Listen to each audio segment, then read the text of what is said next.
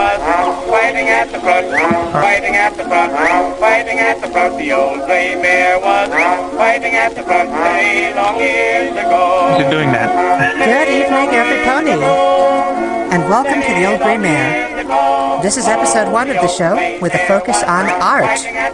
Now, as a reminder, we will be taking calls during the show at 347-915-MARE. Once again, that number is 347-915-MARE, or if you prefer, 6273.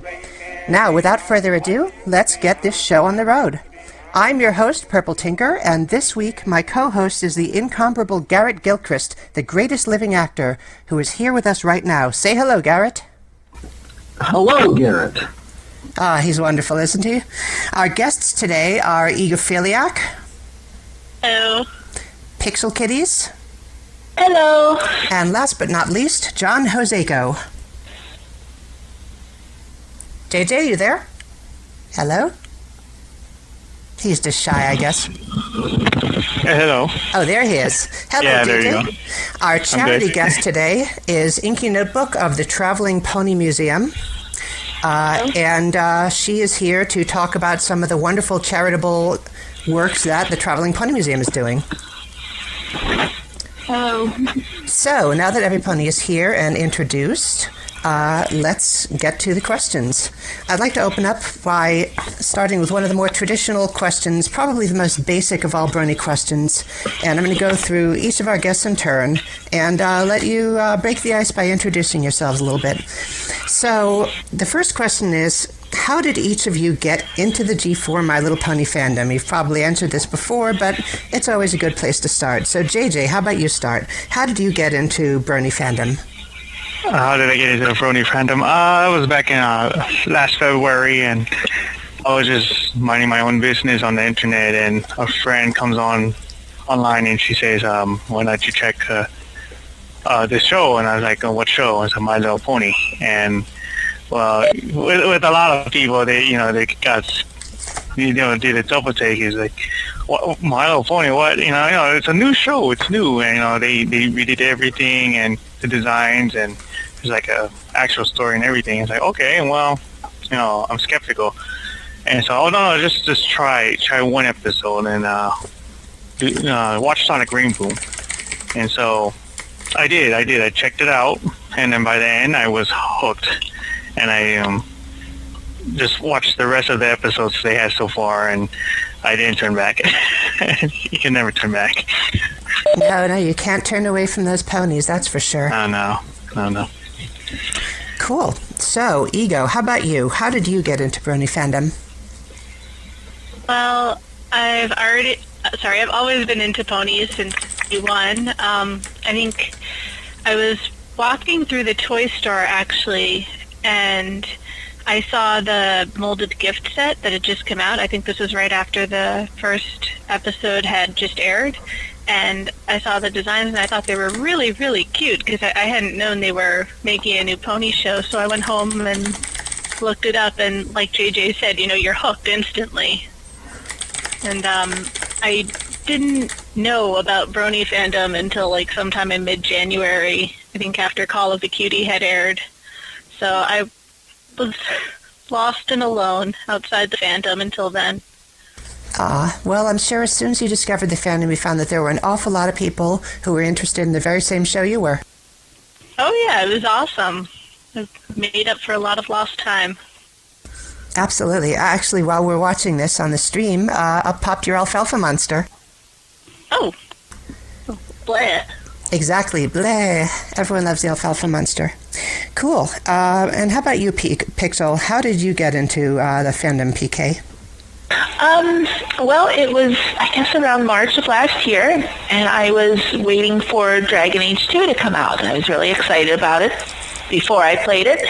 And I was spending a lot of time on the BioWare forums, just talking to people and kind of trying to guess what's going to happen in the game and all that sort of thing. And all of a sudden, there was this wave or plague of pony avatars appearing.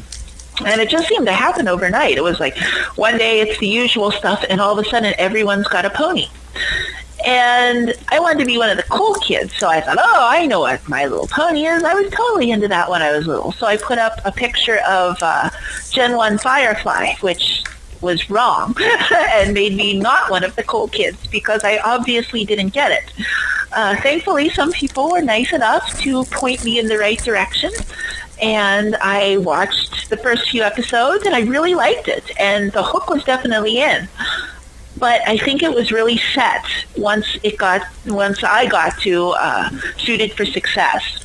And I watched that, and I'm like, oh, I see how this is going to go. It has the fashion pony who's the stereotype girly girl who's going to make dresses. But it played out so wonderfully, and Verity was such a great character in it, and so different from what I expected.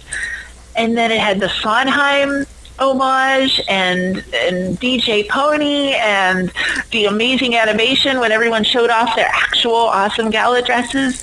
That was it. At that point, there was no turning back. I was ponied for life.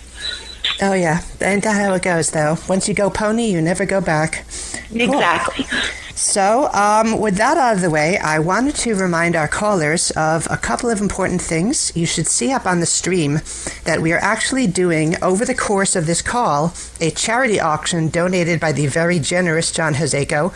He's actually going to do a poster commission for whomever pledges the most, in that thread on his DeviantArt, which is linked to from graymare.org/auction. Right now it's at $50. I think I set that bid myself, but all of the money will be going to the MD Anderson Cancer Center at the University of Texas, which is a treatment hospital that treats and researches cancer, and it's a great cause. And if you ever wanted JJ to draw something for you and get a print of it as a poster, now's your chance. So check it out at graymare.org/auction. So, enough of that. Garrett, how about you give these wonderful folks a question? Well, just a quick question about the cancer, the charity piece. This is fighting cancer, not promoting it, right? Absolutely. No, we don't do any promotion of cancer. I'm not big on cancer. Like, if we're promoting cancer, I don't think cancer is a great thing. No, we're promoting the uncancer. It's like the uncola. Okay. Now, Ego, I got a couple questions about Moonstuck, because Moonstuck is amazing, and you update it so often. I was disappointed that the April Fool's Day Luna working in an office didn't continue, but. Are you a fan of Homestuck? Because I think I've heard that you're not a big fan of Homestuck, but you just wanted to kind of use that style to get into telling this very daft story of Luna. Yeah, daft is right. Yeah, I'm a big fan of Problem Sleuth, which is another MS Paint adventure. I tried reading Homestuck, and the more I kept reading, I just couldn't really get into it. Really? So. Uh-oh. Because I can tell that there's more of a Problem Sleuth influence in Moonstuck, in that your story is just completely on crack, basically. Yeah, I think it's definitely more of a parody of Problem Sleuth. It's just the name that's really a homage to Homestuck. Well, why couldn't you get into Homestuck? Because I keep trying to get. I've been very evangelical lately, trying to get people into Homestuck, and I like Problem Sleuth too. But Homestuck it's much deeper, it's much richer, and much more meaningful as an epic, I think. But how far did you get? I guess. I think I got up to like the part where they were reading the journals of the troll ancestors. I mean, I got pretty far into it. That's very far, yeah. And you just couldn't stick with it. I really gave it as much of a chance as I could, but yeah, I don't know. Maybe it's because it gets so complicated and deep and everything, and I don't know. I just kind of like the lighter Problem Sleuth stuff a little more, and I don't know. I think it pretty much just comes down to it not being my thing, which I think is kind of ironic because I'm introducing a plot into Moonstuck, which is making it more complicated and deeper and everything. But Indeed. It won't ever go to Homestuck levels. Oh, it shouldn't. I think you should stay whimsical. No.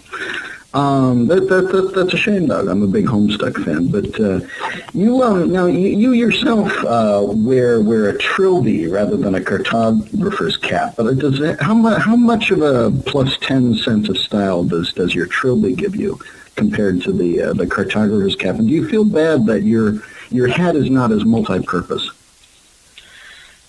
I wish I could make my trilby into anything. I wish. So yes, I do feel a little bad. I also do not have Luna's +7 origami skill, unfortunately. I can't even do basic origami. So even if I could fold my hat into anything, I wouldn't actually be able to. Yeah.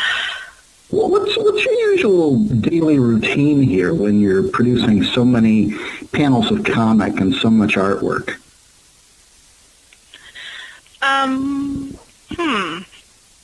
Well, specifically in relation to Moonstock, or just in general? In general, yeah, in general, certainly. But you do put out quite a lot when you're updating on a Moonstock day. Yeah, well, the thing with Moonstock is that it goes pretty fast, the panels, and I take commands for it, like, right then. So, yeah, I can usually get if I'm in a productive mood, I can usually get about 10 to 15 updates out in a day, which is a lot, actually. Yeah, I pretty much spend all my spare time drawing, like, all of it. So... Well, what else do you do that's not spare time?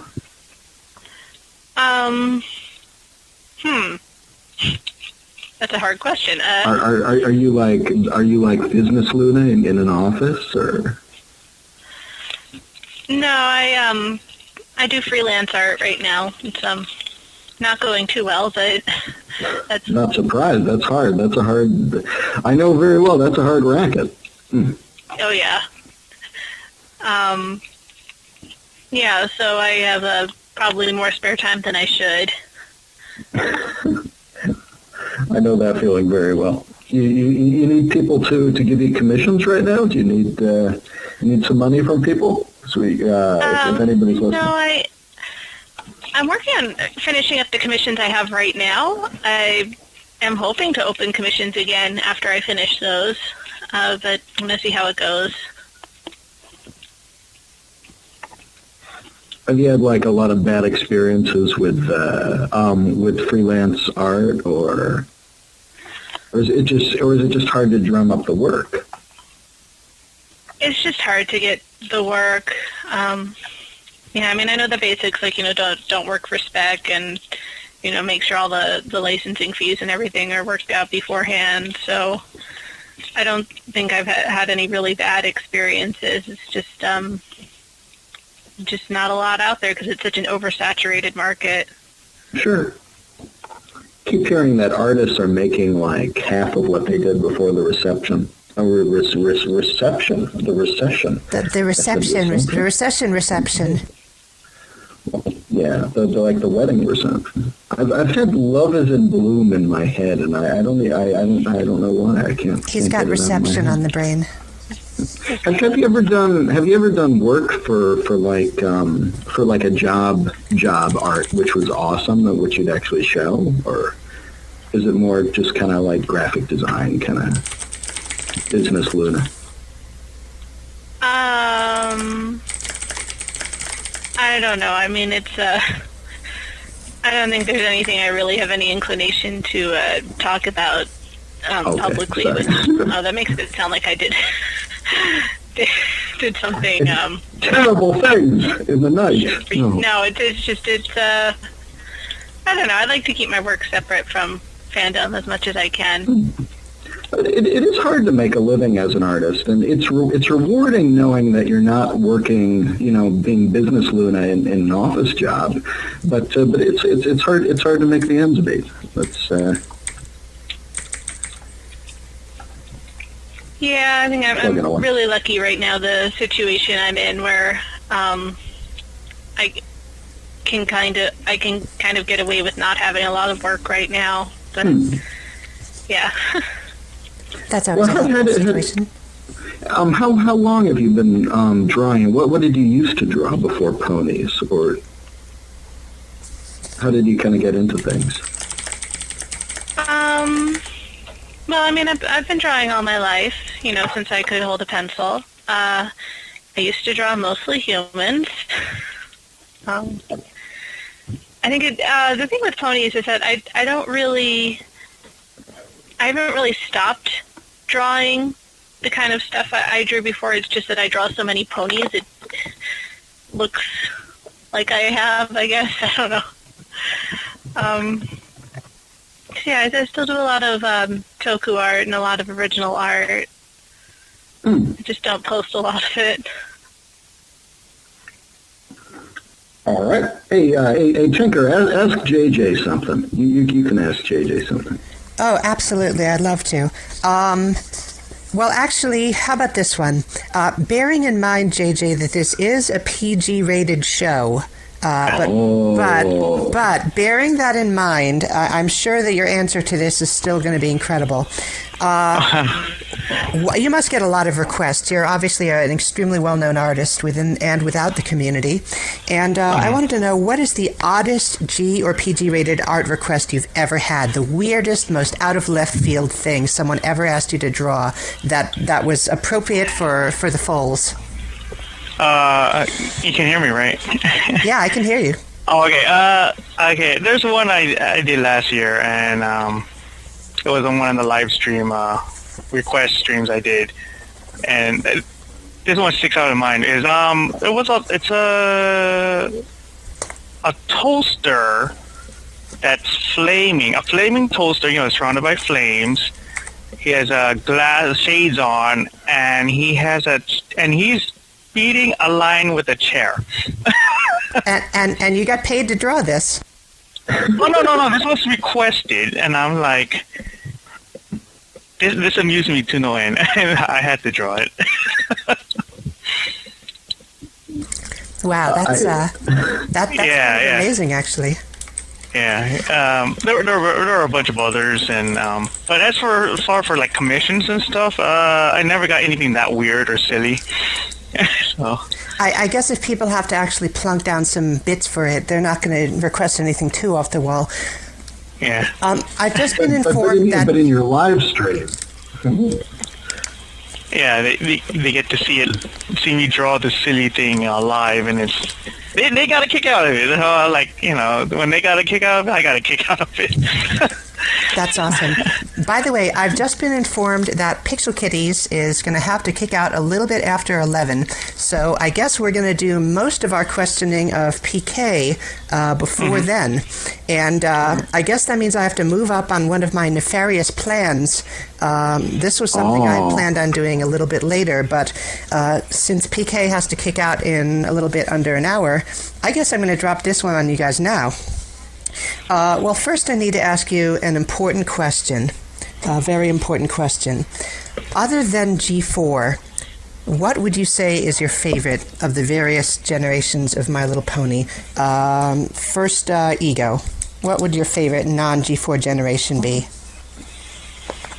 Oh, God, that is a really hard question. 3.5, of course. Oh, yeah. Now, no prompting them, Garrett. Oh my God, that just rivals G4, and it's amazing.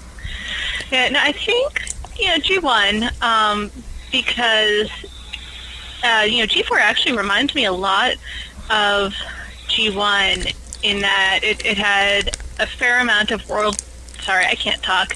A fair amount of world building, and like things actually happened. And there were a lot... I'm sorry, I'm totally failing at talking right now. No, it's okay, it happens. Yeah, but We have ways of making you talk, Ego. Well, we got Pixel email you some of her fine beer. Indeed. Yeah, no, I think maybe I had a little too much of her fine beer. Okay, that explains it.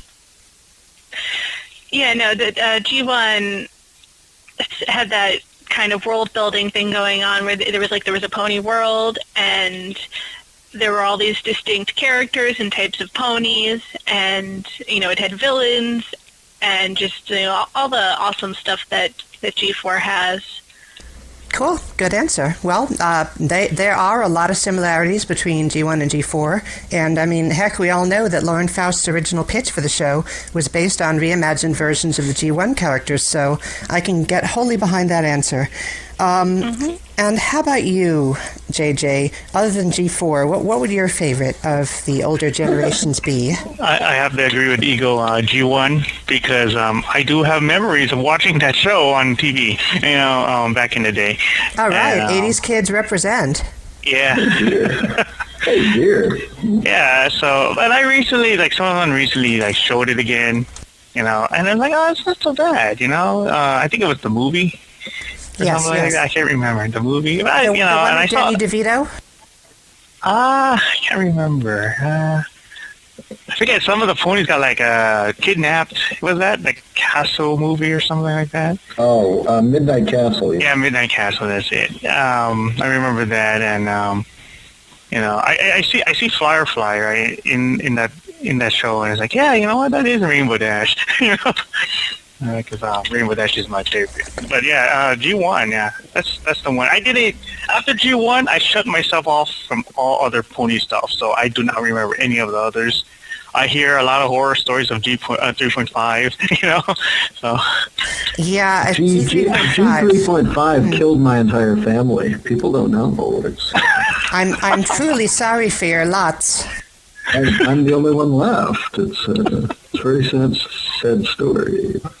I actually remember the older generations because I had an ironic thing with the older generations going for a while because I dated a girl in Wisconsin. It was a long-distance relationship, which was a bad idea, but they sent us a bunch of gag gifts. My best friend was dating her best friend, and all the gag gifts they sent him were wrapped in orange and were about how cool and manly he was. And all the gag gifts they sent me were wrapped in pink and were about how I was a pretty princess.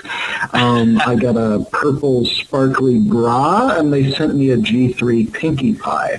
So I wound up buying her a G1 Applejack. I probably still have that G3 Pinkie Pie.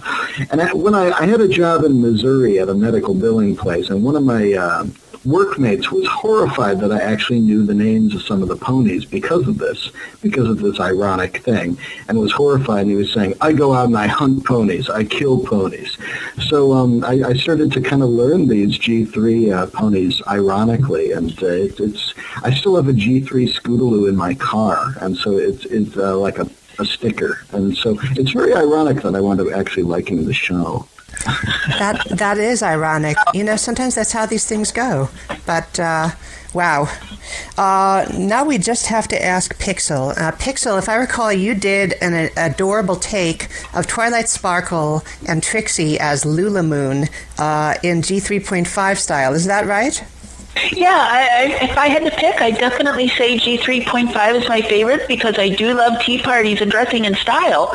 So I hate to be unoriginal, but G1 is my favorite. I grew up with some of the videotapes, and I distinctly remember watching Rescue at Midnight Castle. And while my adolescent brain remembered it as much more awesome and hardcore than it actually was when I went back and watched it, it was still pretty cool. It was still, it still had demon centaur guys and ponies turned into dragons and pulling dark chariots, and it was kind of awesome. And I had a Twilight, and I still have my Firefly figure sitting on the desk in front of me. So yeah, quite unironically, I think there's a lot to like about it.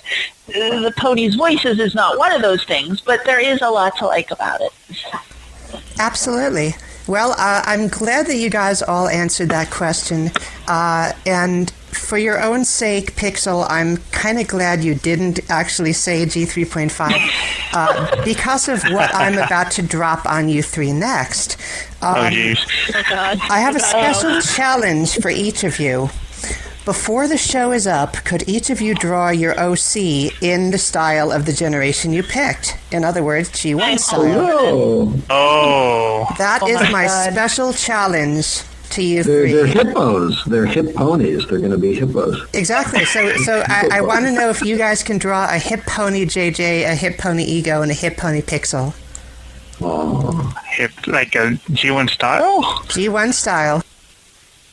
And they're all hip? Oh no, she was just saying that they look like, he was saying they look like hippos. Oh, they look like hip. I thought you mean like hip and hop, you know? Oh no, They although, got you know, I changing, gotta yeah, say, they- G1 ponies are kind of hip, you know. Before they were popular.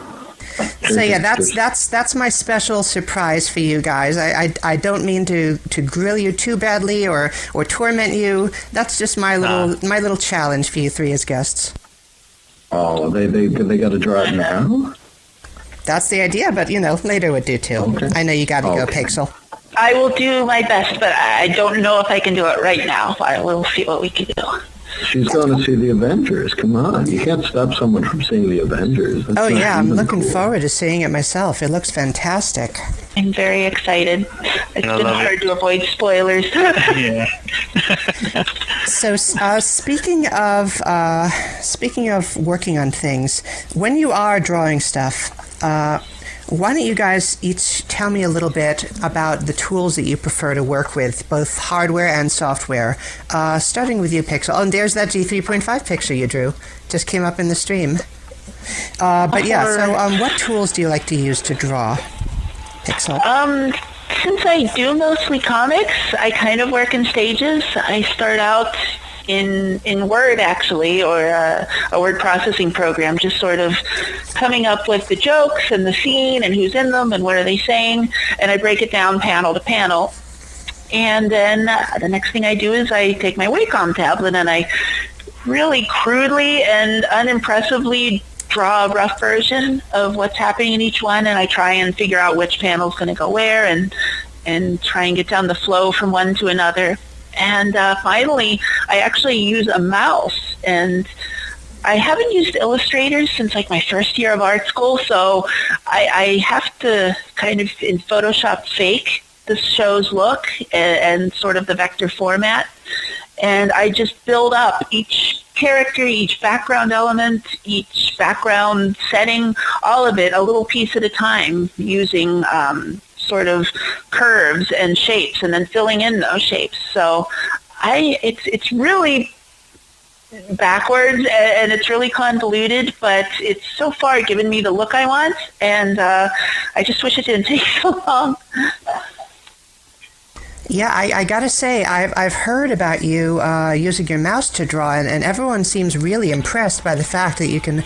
They pull off really this shouldn't amazing be. art. It's really just stupid. I can't argue with the results. Okay, it seems we've got a caller. Let me see if I can get this caller hooked up. Let me see. All right, let's give this a go.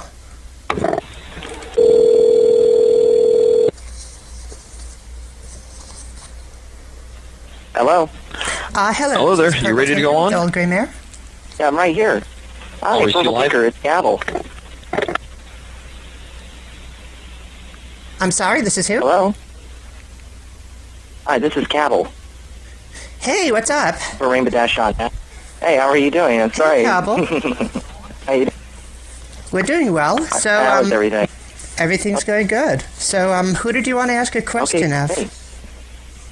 I had one question of you. What's the charity all about? The charity is all about giving, element of generosity, all that good stuff. Oh. But it's specifically Okay, this week. This week we're doing two charitable things. Each week we're going to be doing a charity auction or some other sort of competition during the time of the show itself. And this time that is an auction for a JJ poster commission, which you can see at graymare.org/auction. And the high bidder gives the money to JJ. JJ gives the money to the MD Anderson Cancer Center with the University of Texas. And he does a poster for the winner. And I print it out and he signs it. And they ship it to the winner. And also, we also will promote each week a different charitable cause. This time, it's Inky Notebook with the Traveling Pony Museum promoting buying gifts for kids at the Seattle Children's Hospital, which the Traveling Pony Museum will be traveling out to when they go out to Seattle for Everfree Northwest. Does that answer your question? I see. Too bad I won't be able to make it. I've got work, with all my busy schedule and whatnot. Hey, you're a busy man. What can I say? Yeah, what can I say? Hey, where can I donate? To which cause? Which is the main cause for the children in Seattle?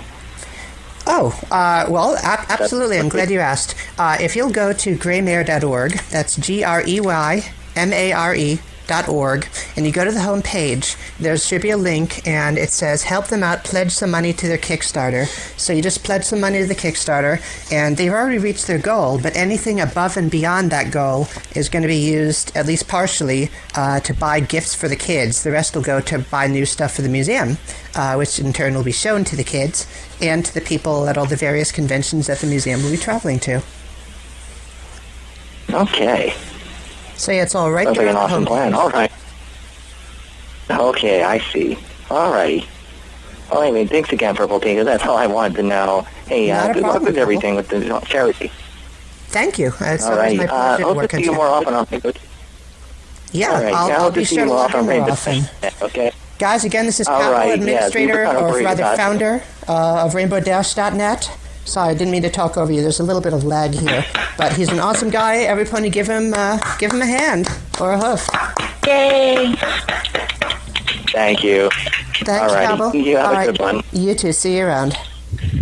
Wow, so we've already had our celebrity call-in. That's kind of awesome.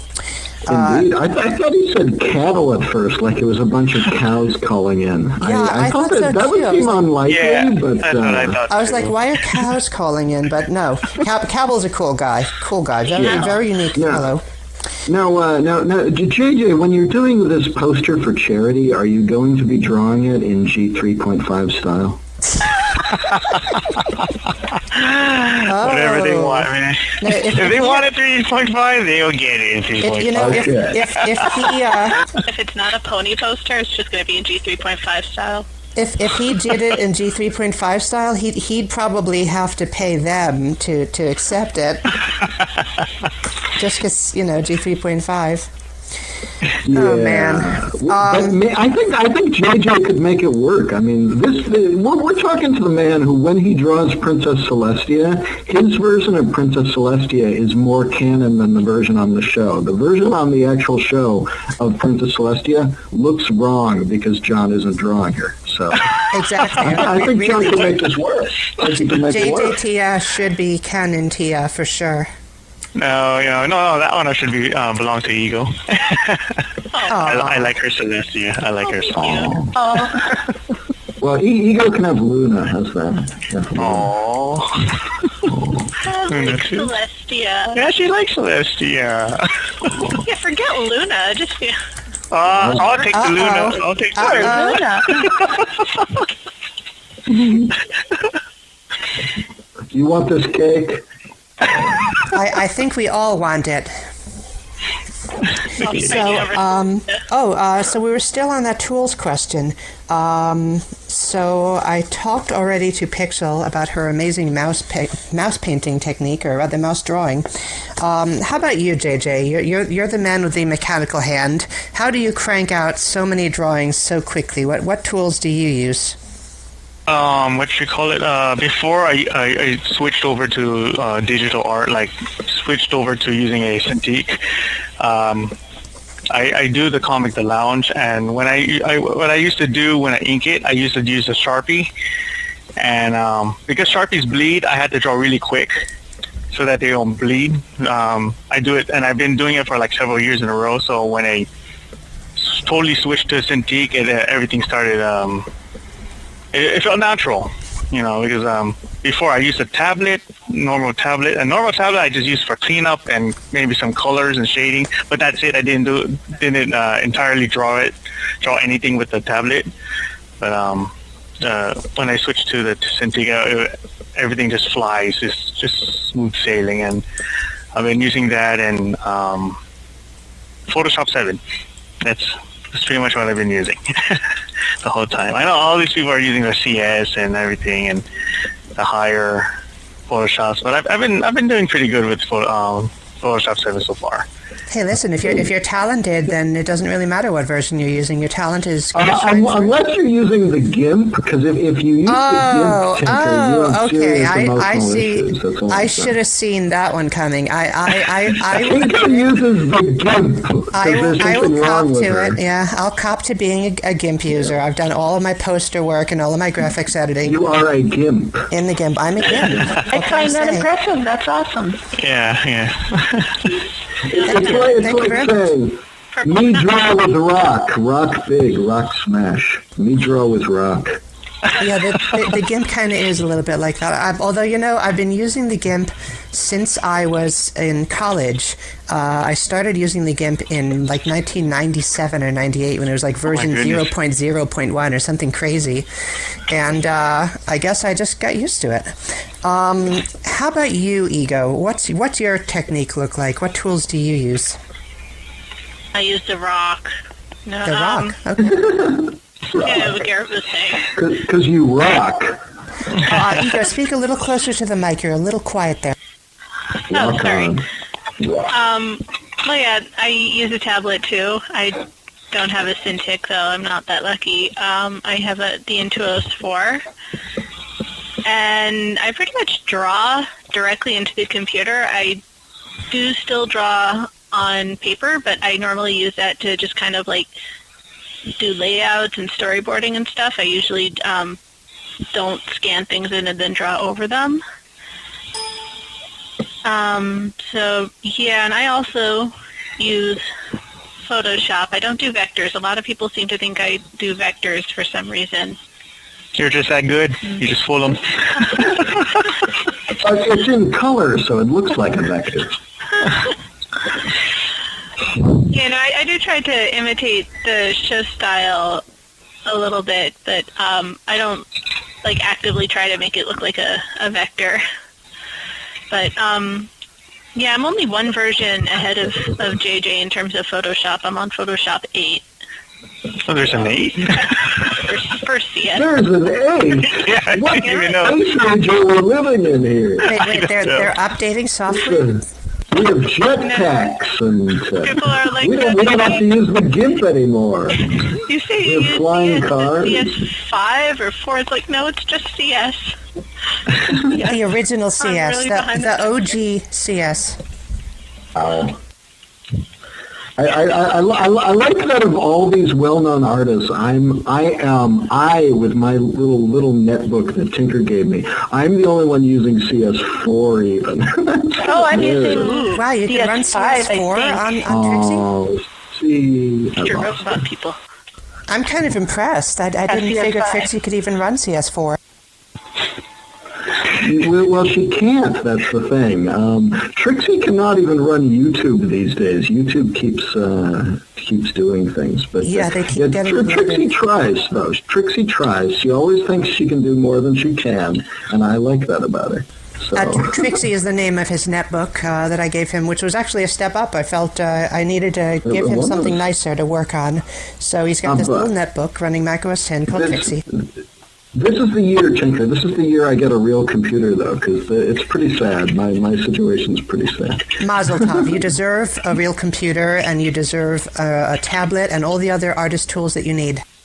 I have a tablet. Cal Payne gave me a tablet. I just don't know how to use it very well. I've used it a couple times. I'm going to keep using it. I've been practicing, but I can't. It's like all chicken scratch. Everything I do on the tablet so far. I don't really get how to use it properly and make it all like draw like stuff that looks like drawings. So, yeah. Well, I'm sure that you're learning curve with tablets. Yeah, I was just saying, I was sure that the guests today could definitely help you with learning tablets, because, they're all tablet people, Indeed. tablet ponies. Tablet-y. They should, well, at BronyCon sometimes we should just sit down and someone can actually teach. That might actually be a good idea. You should suggest that to the BronyCon guys. Make a tablet drawing workshop. Someone in the chat. Someone in the chat just said you hit the tablet until you get art. It's I guess that's kind of like how it works. We're going to do this thing, and we'll get there and be like, Garrett, stop drawing with your feet. That's your problem. Problem solved. It's like how you fix things in Team Fortress 2 by hitting them with a wrench. So you hit the tablet with the pen, and art comes out. Yeah. So, speaking of cons, this summer's going to be absolutely full of pony conventions. It's just nuts, lunacy, how many conventions are coming up. Imitation is the sincerest form of flattery, Tinker. That's what I like to think. So, which conventions are each of you three going to be attending? Ego, which cons are you going to? The only one I know for sure right now is BronyCon. I've been looking into some of the others, but I don't know for sure if I'll be able to get to them yet. But I am definitely going to be at BronyCon. Well, I'll definitely see you there. What about you, I have to Pixel? walk there. Which con are you going to, Pixel? I'm doing BronyCon, obviously, and TrotCon in Ohio. I'd love to go to Everfree, but I just don't think it's going to happen. That's a lot of cons in a very short amount of time, and that one's pretty far away. So, yeah, there are a lot of cons. I don't think I'll make it. Cool. And how about you, JJ? Which cons are you going to? I know I'm going to BronyCon. I think a week after that, it will be San Diego Comic-Con. Cool. And then the next week of that is TriCon. It's like 3 cons in one month. Wow, so it's like con.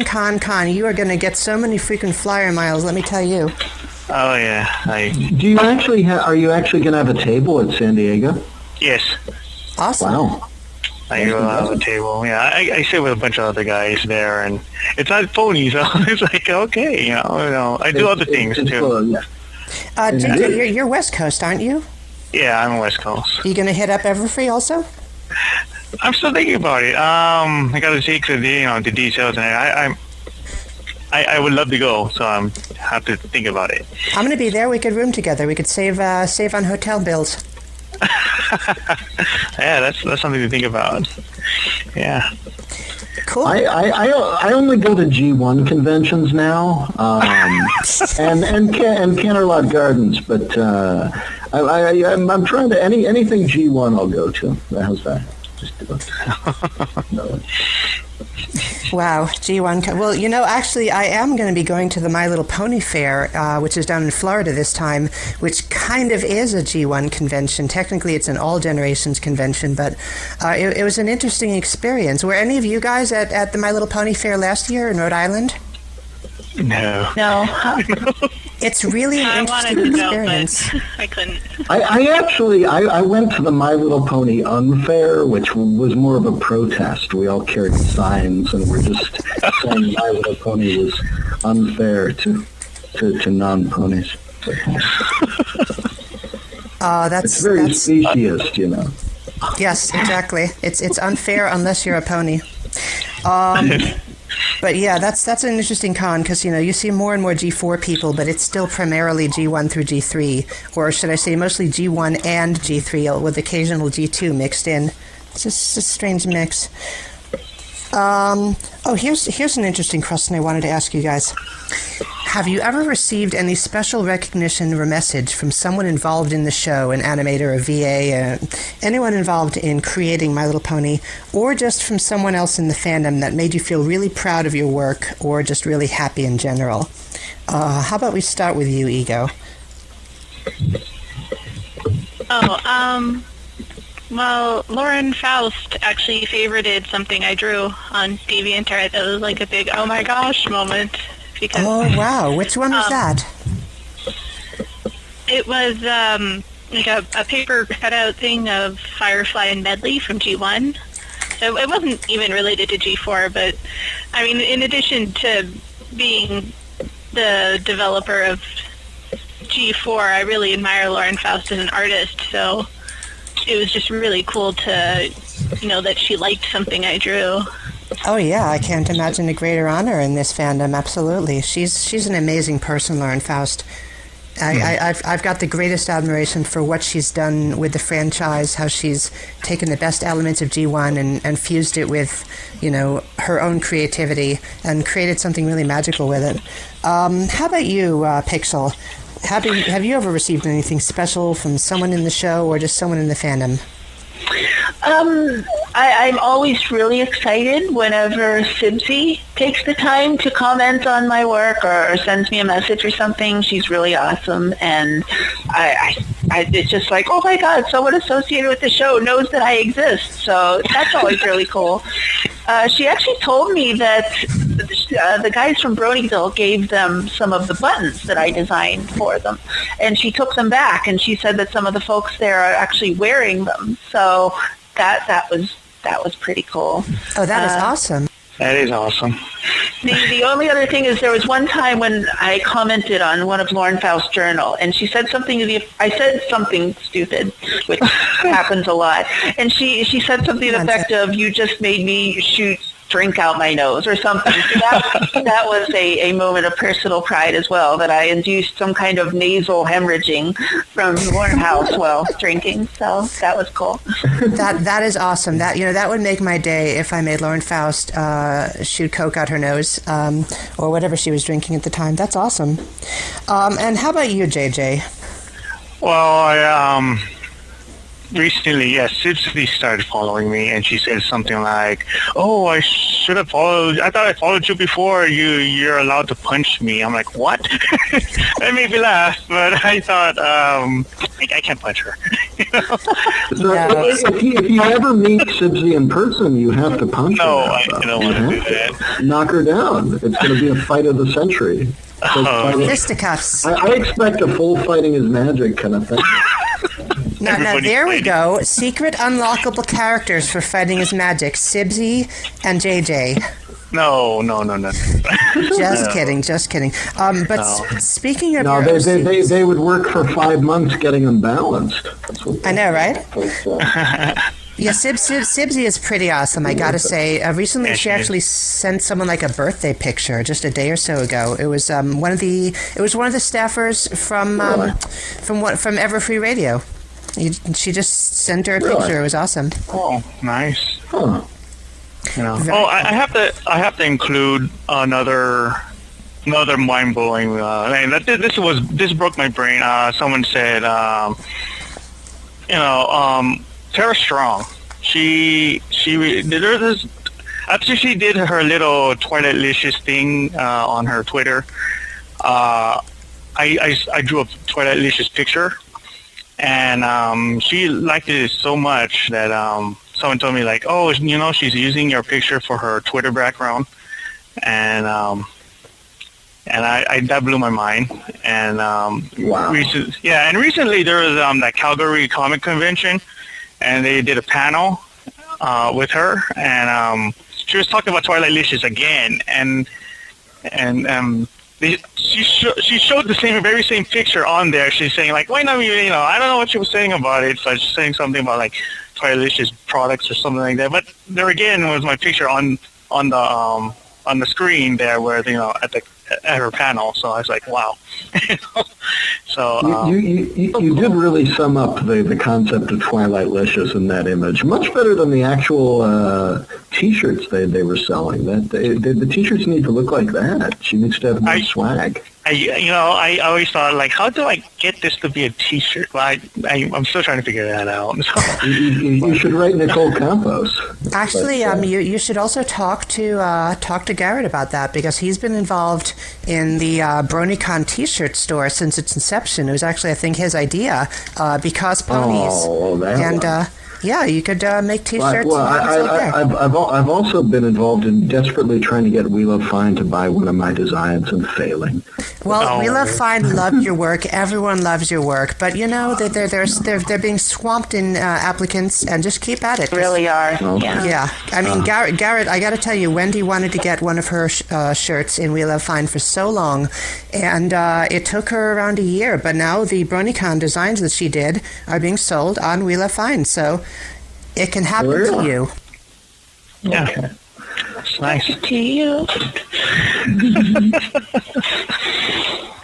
So just as a reminder, guys, you can call in and ask questions of our guests. The number is 347-915-MARE. That again is 347-915-6273. And by way of update, the charity auction for a JJ poster commission is up to a whopping $400, which is really amazing. I think they deserve a hand for that. That's wow. It's going to be $400 going to the MD Anderson Cancer Center, and the person who wins this is going to get a poster of their choice of whatever they want JJ to draw.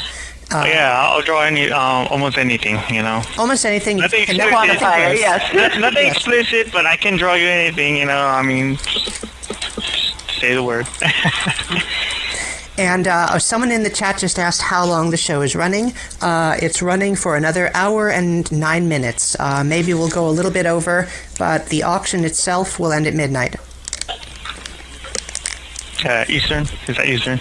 That's Eastern, yes. Sorry to you West Coast listeners out there. Yeah, I'm in the West Coast. I made sure to always list the times in both Eastern and Pacific. So, and as another reminder, we are still looking for more people to donate to the Kickstarter for the Traveling Pony Museum so that they can buy more toys for the kids at the Seattle Children's Hospital, and also so they can buy more stuff for the museum in general.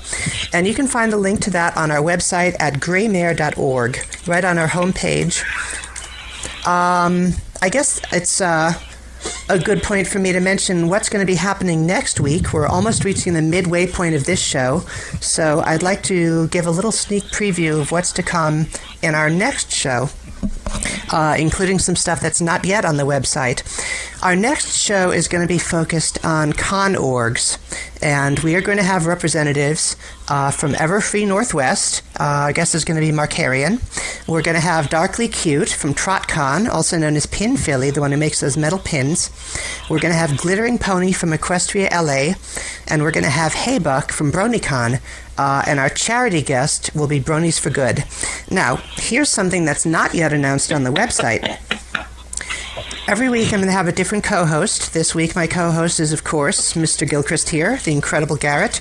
And next week my co-host is going to be Rena Chan of Equestria LA, who's going to be doing the show in Twilight Sparkle's voice. Oh my God! Oh, that's amazing.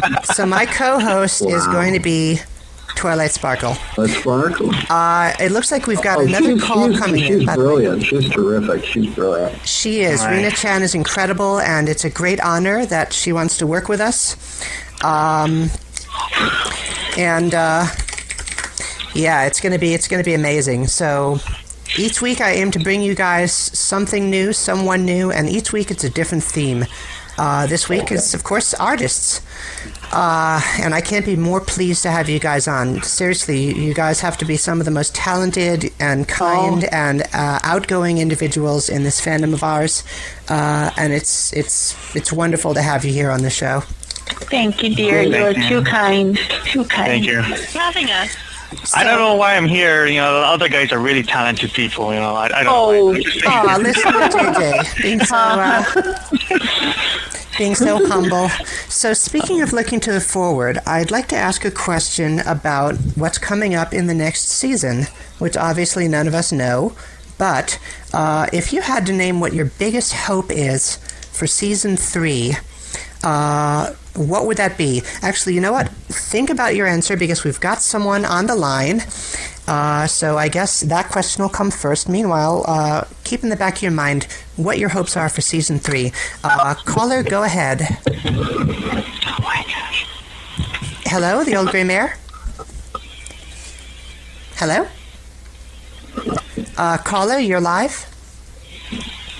And the call dropped. Okay. I guess we will return to the season 3 question while we wait for the caller to be reconnected. Pixel, what would your biggest hope be for season 3? More Trixie. That is what I am hoping for. I want to see the return of the great and powerful one. So. Sorry, go ahead. I can definitely agree with that. Hello. So Pixel wants more tricks. Oh, hello. We have a caller. Caller, who is this? This is Mullet. Hello, Mullet. Hey, Mullet. How you doing, Mullet? Doing well. So who is your question All right, for? I have a my question is for Mr. Joseco. Okay. My question is, what is the first pony that you drew in the fandom? The first pony, if it's canon, it's a Rainbow Dash. And it was a bad-looking Rainbow Dash. I can't believe he could draw a bad-looking anything. It's true. Yeah, that doesn't seem... It was pretty good, actually. If I know the one you're referring to, it was pretty good. It was definitely draw friend quality. That's all I'm saying. No way. But yeah, it was Rainbow Dash. It was first favorite too. Thank you very much. But you're saying canon. Did you draw like an OC or something? Yeah, yes. Before that, I drew. Oh wait, it could be Rainbow Dash first. What was this OC? The OC was based on my character from the Lounge, the main character. I drew her as a pony. So I'm trying to figure out if it was that or that one the first. But either of those were the first ponies I drew. And when did you kind of get clicked into Celestia, I think? When did you start really drawing Molestia? How did that kind of click for you? You know what's funny? Because I wasn't really a big fan of her till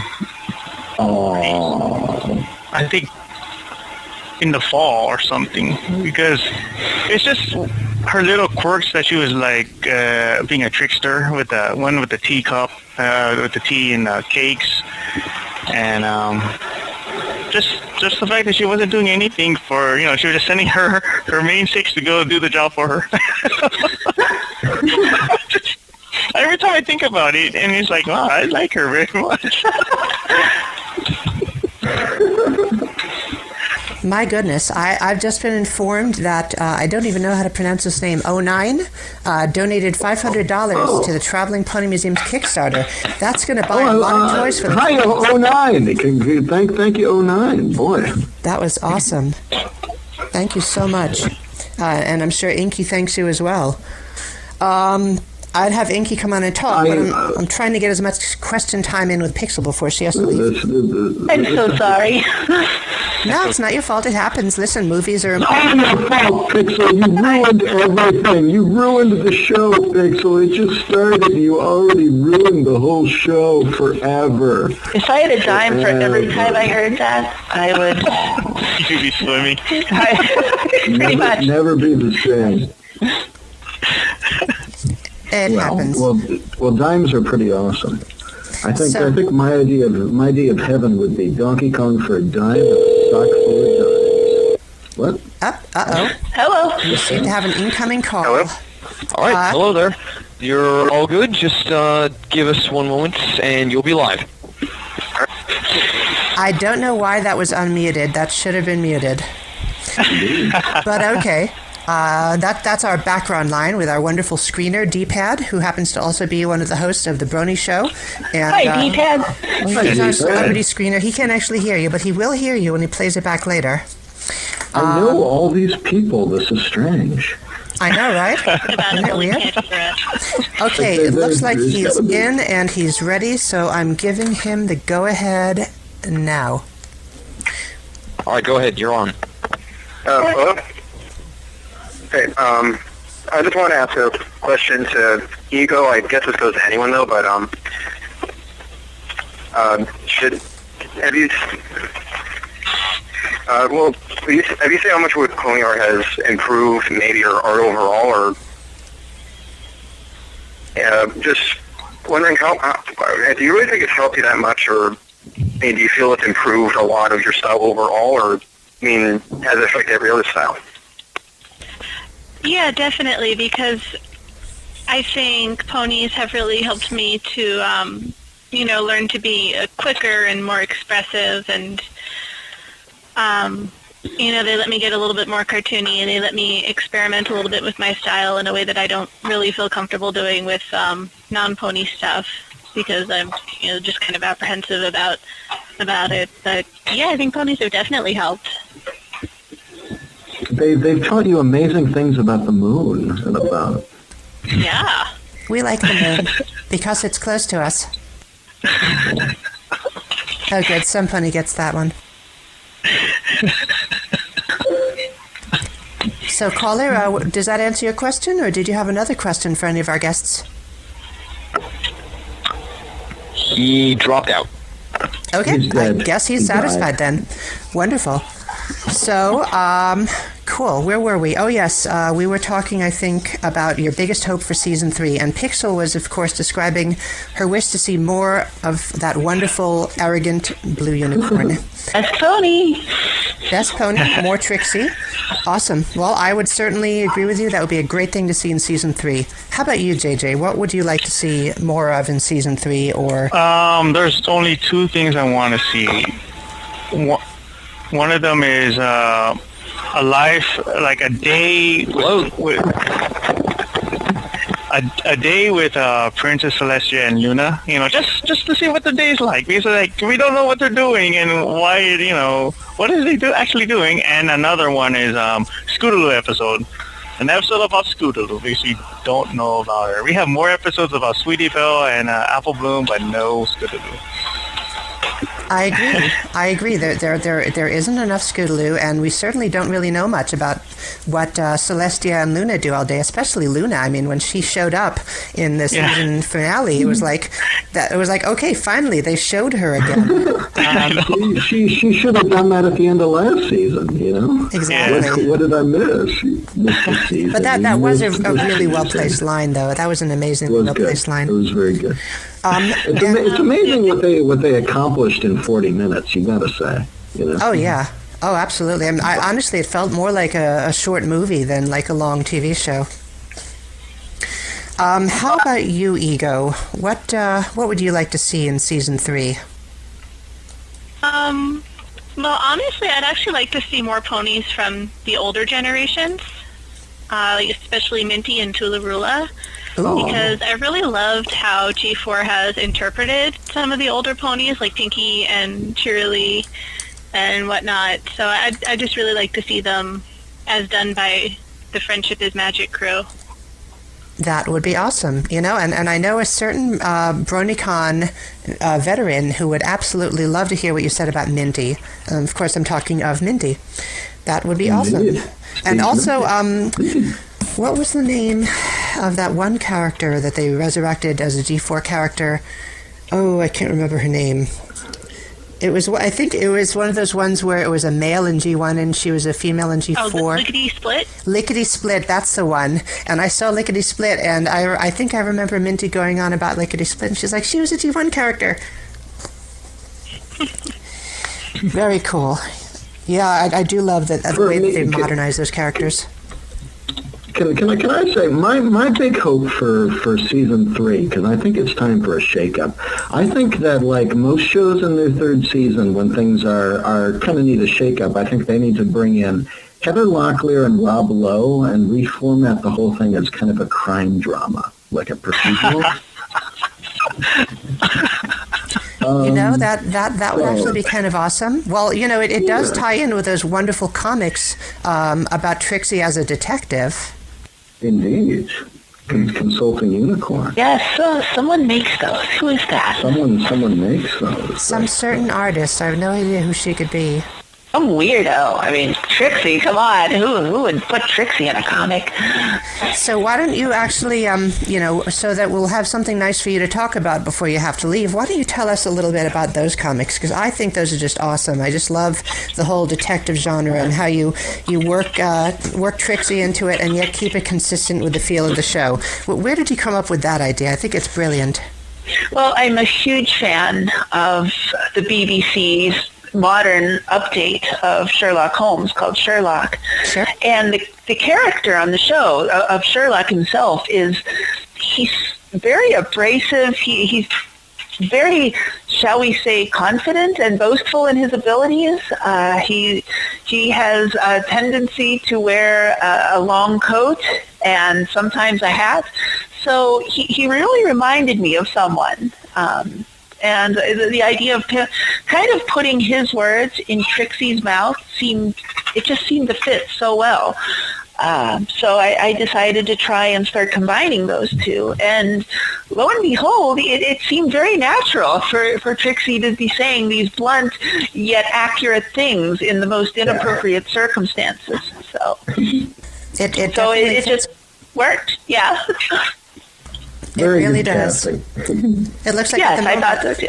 I was a bit disappointed when Twilight and Pinky took turns in the role of Sherlock in the mystery on the Not quite the same. Not quite. No one consulted me on this. I don't know why. You need to be the consulting PixelKitties. There you go.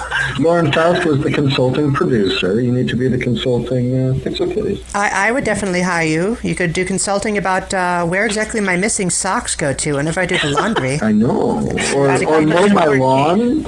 You could mow my lawn. Wait, I was going to say your socks disappear when you mow your lawn. I think I know the problem. Yes. We have a caller on the line, actually, so let's let the caller in and see what wonderful question we have. No pressure. No one gets okay, you're live. Go ahead. Hello? Hello, caller. Am I on? So, yep, you are on the air. Hi, you're here. All right. So, hello, my name is Shad, and... Oh, sorry. No, go ahead. Okay. My name is Shazbot, and I have a question for everyone, if I can. If I can to ask everyone, then I'll just ask one person. But can I ask everyone a question?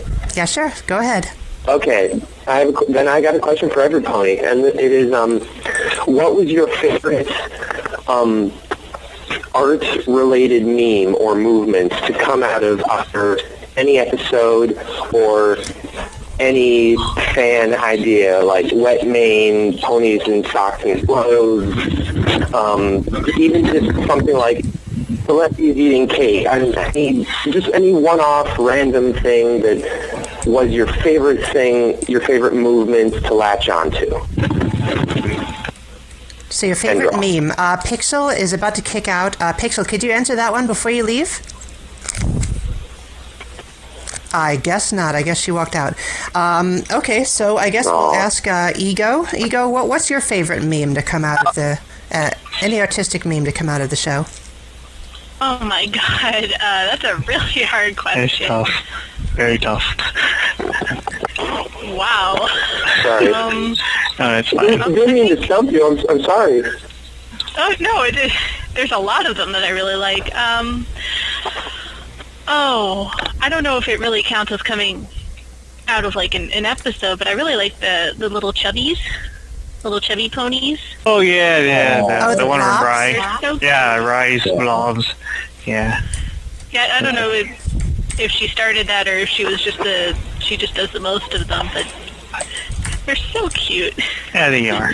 They very much are. They are. How about you, JJ? What's your favorite artistic meme to come out of the show? Oh, Jesus, that is tough. Very tough. But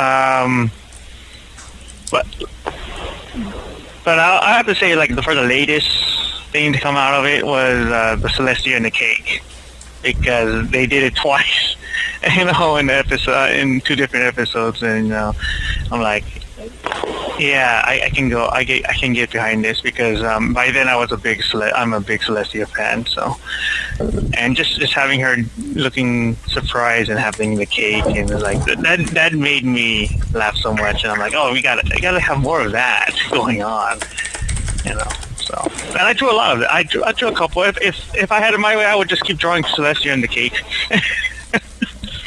I love Celestia and the cake. Yeah. That was just a brilliant call on the part of the writers. I just wanted to point out that PixelKitties had to kick out, but she left behind a wonderful picture of her OC in G1 style. She completed the challenge. So there it is.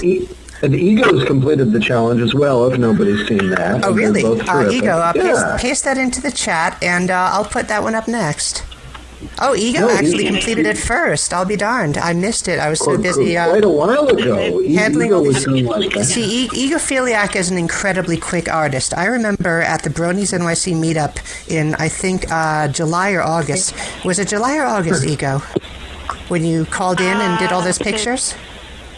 July, I think. Yeah, I think it was July too. She called in and she drew like 36 pictures in the course of like a 5-hour meetup, but she was only drawing for like a part of that. She's like a machine. It's incredible how quick she can be. And JJ's really quick too. Actually, all of these guys are really quick. Crazy. Oh, this is amazing. Absolutely crazy. I haven't done my challenge. Well, you know, peer pressure, JJ, peer pressure. Oh, wait, what was the challenge? Wait, what was the challenge again? OC and Draw what your form? OC as a G1 style. G1 style? Yeah. Was it G1 or not 3.5, right? Not G3.5, no, G1. I will accept 3.5. So here I'm putting up the picture of Ego in G1 style. This is just amazing, guys. So yeah, wow, look at that. We're getting the screen filled up with G1 ponies.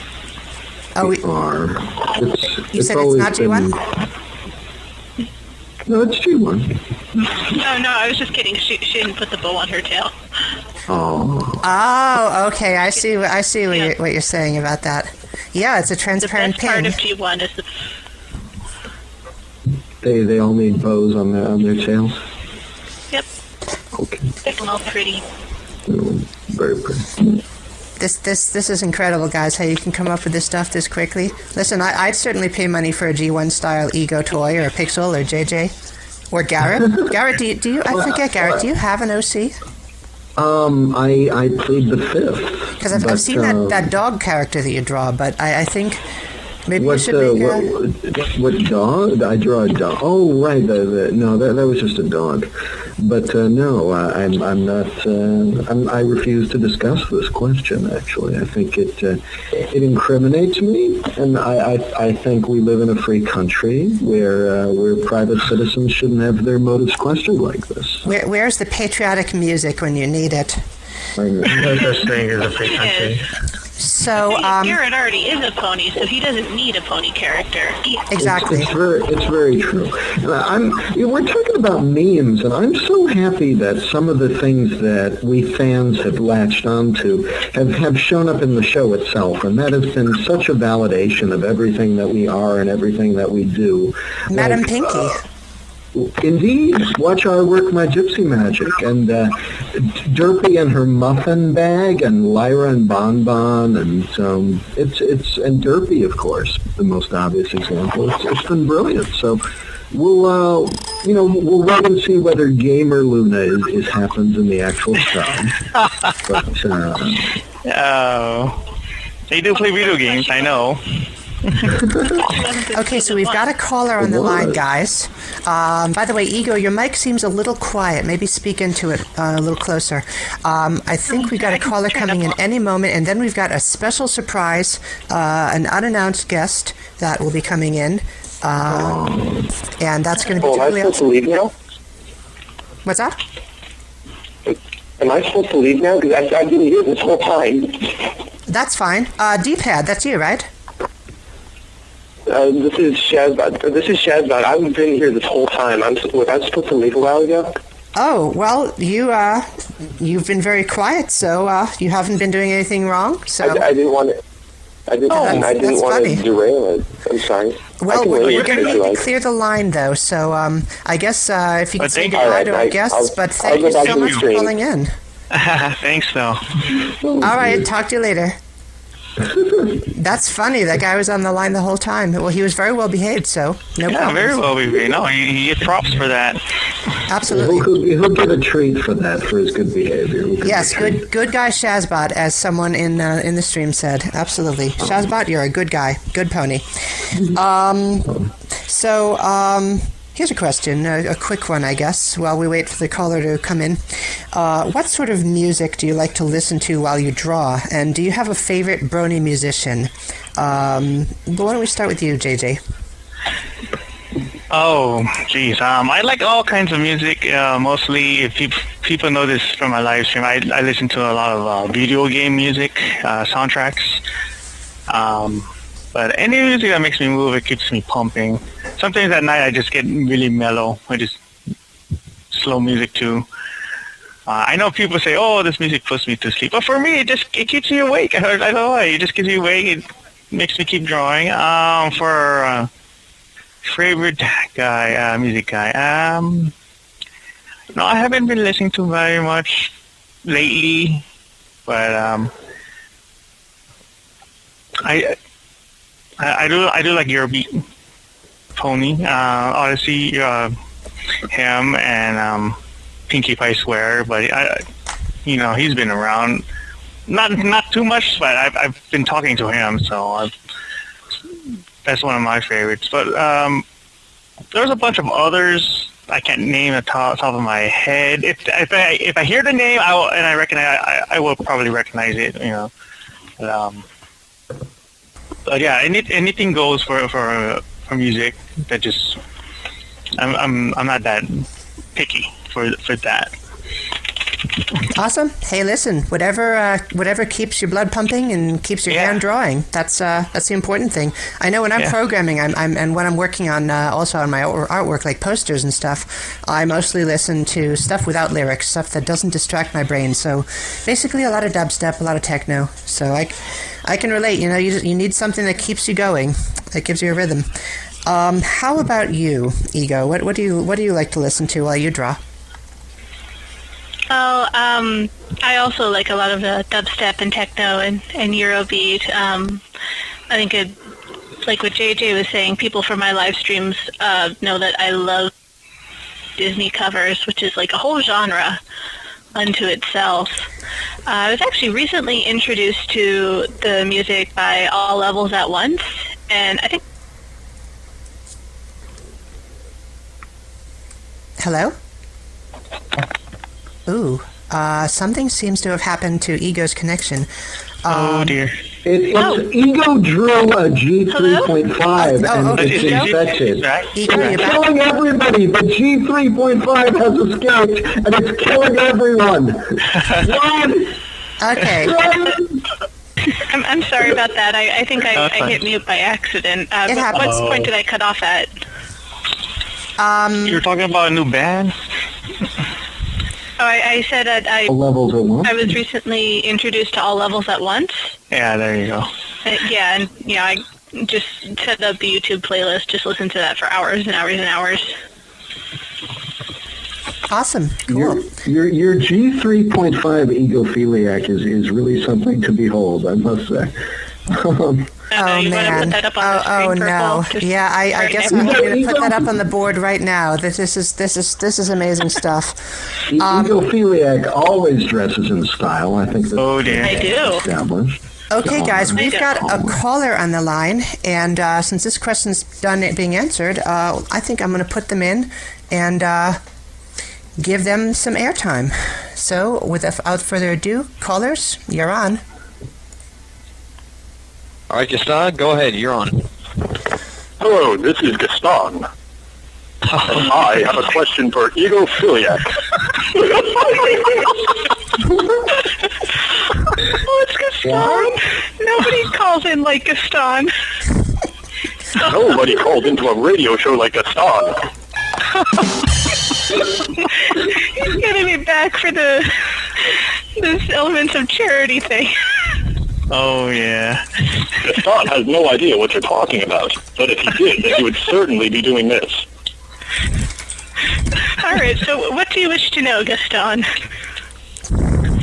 Gaston's question is, if a pony episode could have the plot of any Disney movie, what movie would you like to see ponified? Plot. Bambi. So, Gaston could come in just... No, I'm sorry. Bambi's they did the fire in Ponyville, and, Man was in Ponyville. Plot. Oh, man. No, that is actually kind of an interesting question. Gaston only asks interesting questions. I can't think when you're doing that. But it's Gaston.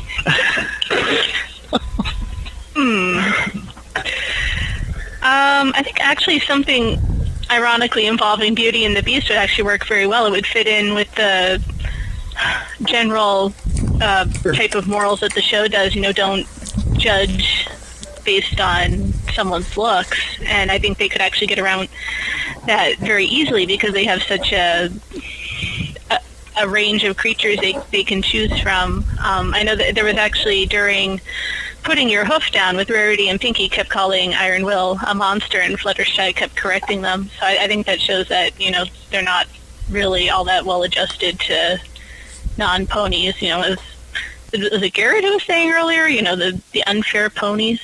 The pony unfair. Indeed. Very unfair to non-pony creatures. Yeah. Well, the thing is, Gaston finds your answer acceptable. Because cattle called in earlier, and the cattle, the cows, they can talk. They're sentient. They have minds of their own, but yet they're treated like cattle. So. Mm-hmm.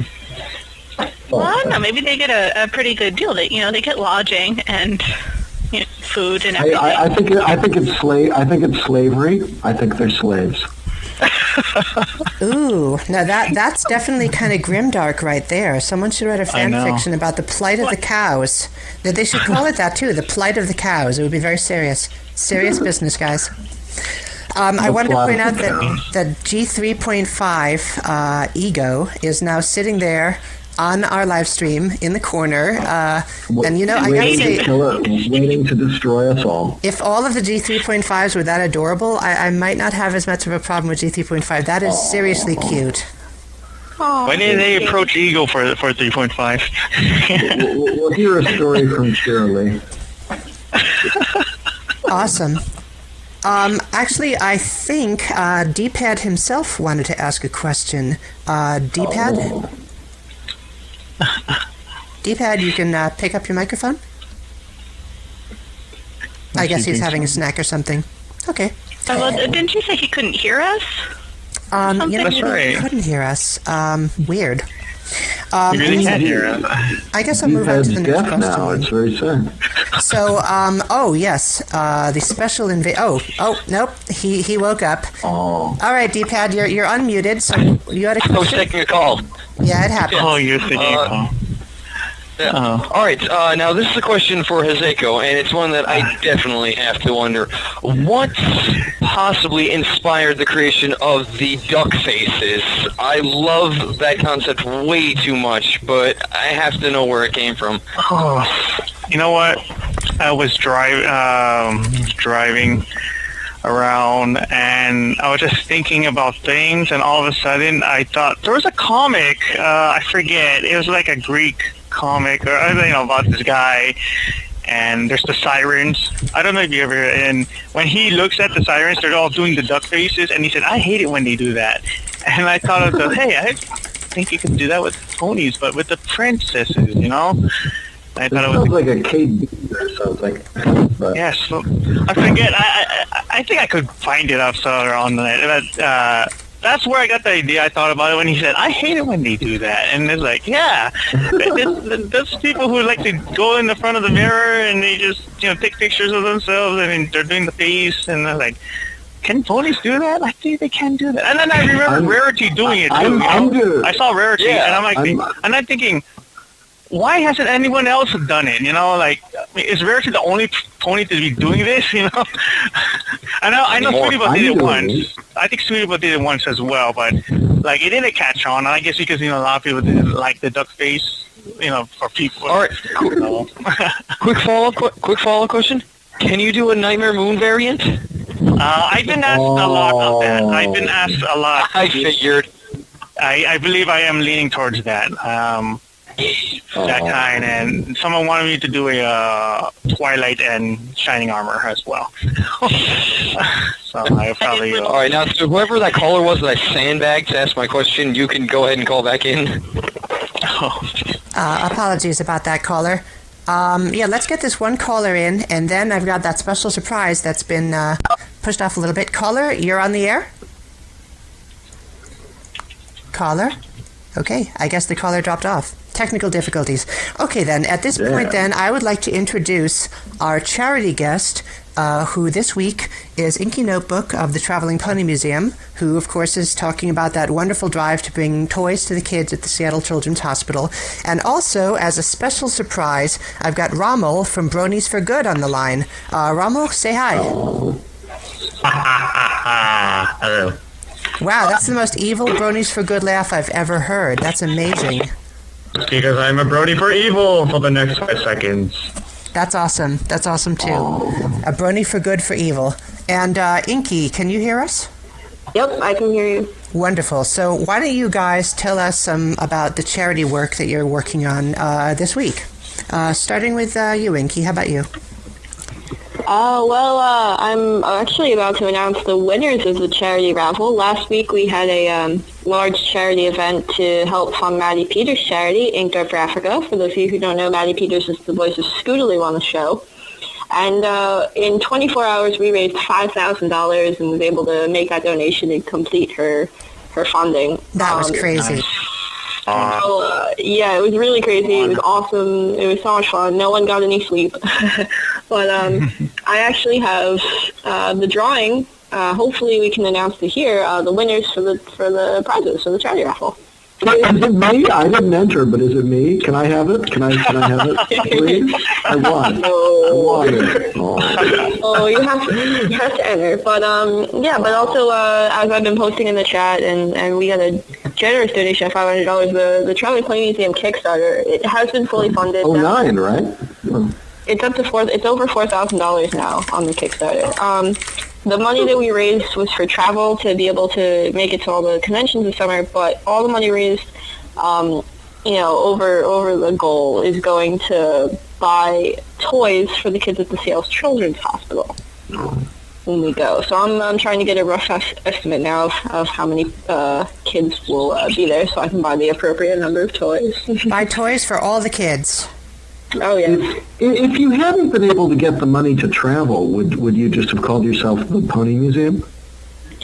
Well, it was originally an idea that wasn't going to travel. It was actually just going to be a small event at BronyCon, and it kind of spooled out of control and became this really awesomely huge thing. And here we are today with the Traveling Pony Museum. But, I'd probably... I'd be either taking it out of pocket to be able to make it, or selling my couch. I don't know what I would do, but I'm very thankful to everyone in the community who's helped out. It's amazing, and I'm definitely going to be able to make it now to all the conventions this summer. Awesome. So you wanted to draw those winners on the air. I think that's a great idea, and I'm going to give you guys the chance to do that drawing. But first, we need to take this caller who's been waiting patiently. Let me make sure they're still on the line. All right. I'm giving D-Pad the go-ahead. And hopefully they're still there. Traveling Cats Museum. I like that. Someone just mentioned in the stream. Yeah, I like that, definitely. The Traveling Couch Museum. That's what we're called in our off season. Exactly. All right. When will the Traveling Bed Museum be? Okay, you're live. Call-in user, hello. Hello. Hi. This is Flavin Bagel. I am calling because I had a little question for all of the artists. Mm-hmm. There are a massive amount of aspiring artists out there who really want to, get into it. What advice do you have for them that they all want to sort of be recognized and do something great?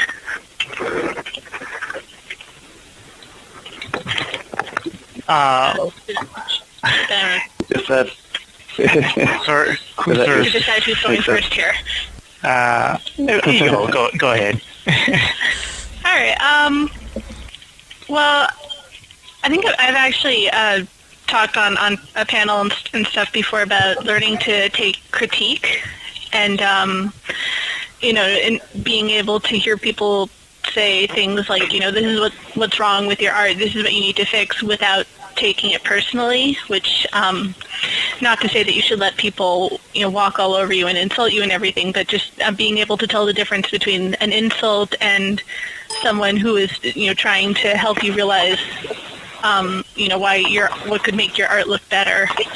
And I think one of the other big issues that I see a lot of people do is I see a lot of people focus on things like what software to use and what tablet to get and everything, and those are all things you want to think about, but I think I see people focusing too much on that, whereas they think, I'll get a tablet, my art will, suddenly improve, exponentially, and it's not really about the tools or the software. It's, just the only way to get good at art is to just draw as much as you can. It doesn't matter if you are using, a piece of rock on a paper napkin. The software and tablets and everything can, help you learn painting and stuff like that. But to really draw, you just need to draw. It doesn't really matter what you use. Good advice. Thanks.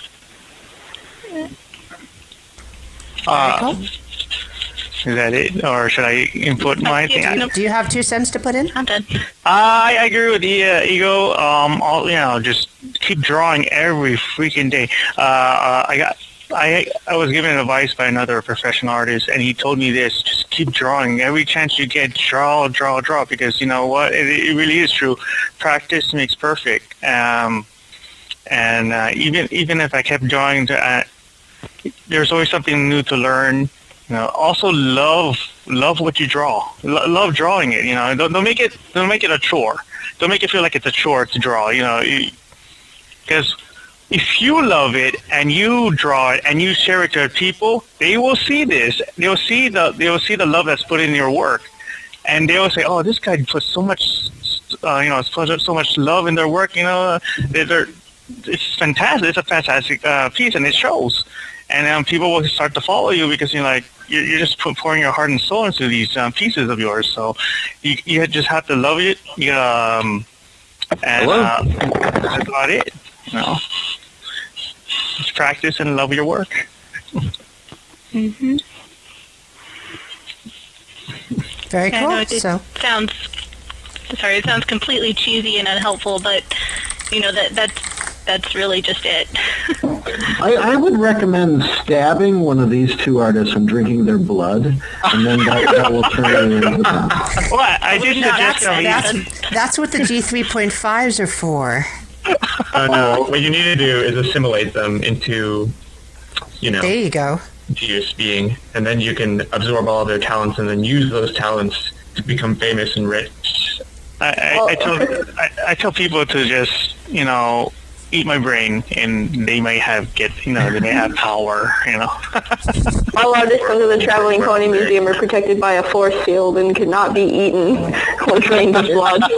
Yes, they're eat-proof. It's not unreasonable. Nobody can eat your eyes. And right? And Eland85 in the stream, hi Erica, says blood is a great lean source of nutrients. It's very true. Actually, in many countries they eat blood sausage. It's a part of this balanced breakfast. Erica is a vampire. I did not know this about Erica, but Erica's a vampire. Yeah, she's a vampire. She's definitely a vampire.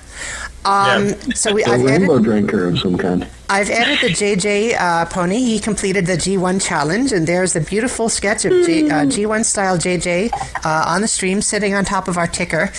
And I wanted to turn the mic back over. Our purple ticker. The purple ticker, yes, very cute.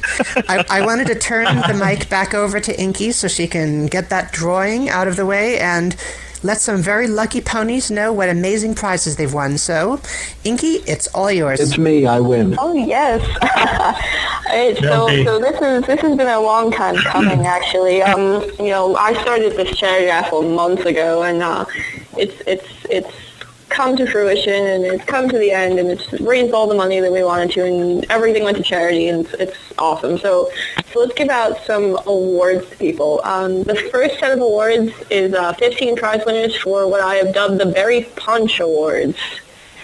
I've made up really dumb names for them. Yeah. Everyone just kind of look at their screen and just go, lie. All right, so let's do some drawing. All right, so I have everyone's tickets up. All right, the first winner is ticket number 239, who is Matthew Maharon. They win one Matthew McConaughey, come on up. They win one randomly opened blind bag, Applejack Brushable, and a poster print. Oh, Inky, you're taking notes on these, I hope? Yes, I am. Although the stream's being recorded, so we can always play it later. Yeah, let me write this down on the stream too, I guess, so that works. I will organize my screen again. Okay, so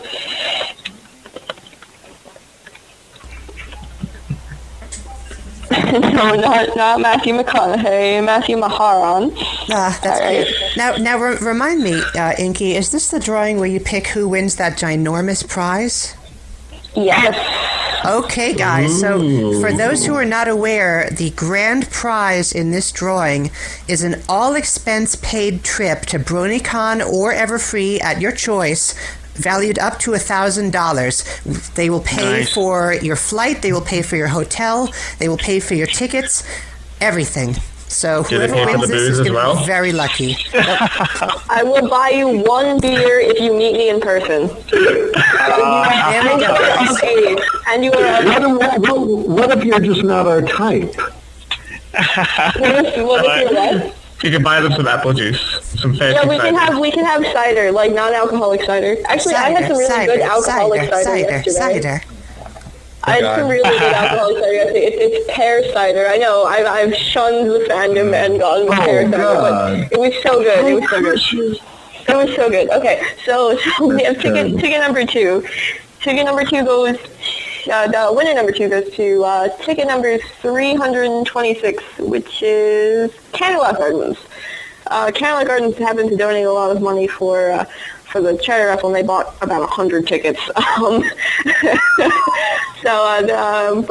Let's see. Oh, by the way, all the prizes are randomized too. I'm not just like, I'm actually picking a number and then picking a number that corresponds to a prize. So Candlelight Gardens gets. Candlelight Gardens wins one randomly open blind bag and 2 poster prints. Awesome. Yay! So who's the next wonderful winner? Ticket number 394 is the next winner, Paul Altman. They get something special. They're getting one randomly open blind bag, 1 poster print, and a custom Lyra scarf made by Fantasy. And Fantasy is an incredibly talented pony. She does great work. It is. It's very good. Yes. I still can't get over this whole pear thing, Inky, though, because I think Dr. Who is very mad at you right now. I love Dr. Who. Oh, sorry, that's the next winner, by the way. Sorry, I posted that early. That's the next winner. Ticket number 102. Catherine Segru is the next winner. Sorry, I took that early. But I love pears, and I love Doctor Who, so he can forgive me just once.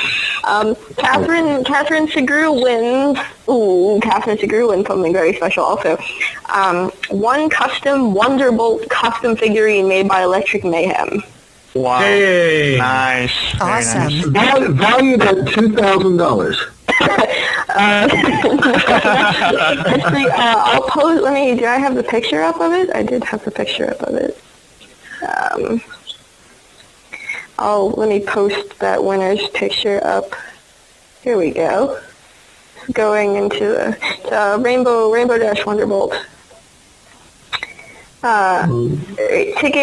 The next winner is ticket number 84, who is One Trick. One Trick has won something. Ooh. One Trick has won a randomly opened blind bag, 1 Rainbow Dash Brushable, and a poster print. Nice. Hey. And a picture of Inky Notebook doing a duck face.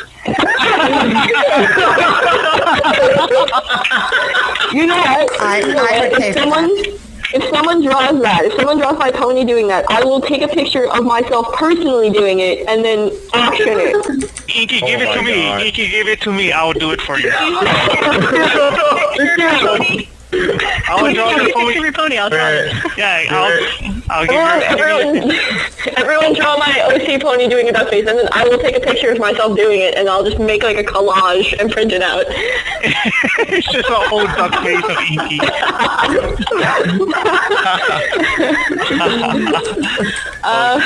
Everyone has to do this now. This is going to be awesome.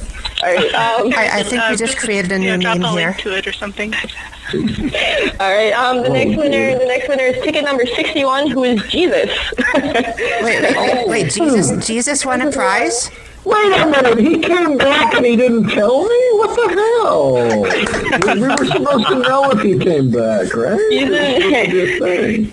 Jesus has won one randomly open blind bag, a cheerily brushable, and a poster print. Wait, are you sure that's not Jesus? I actually knew. That's actually good because I know Cheerily is Jesus' favorite pony.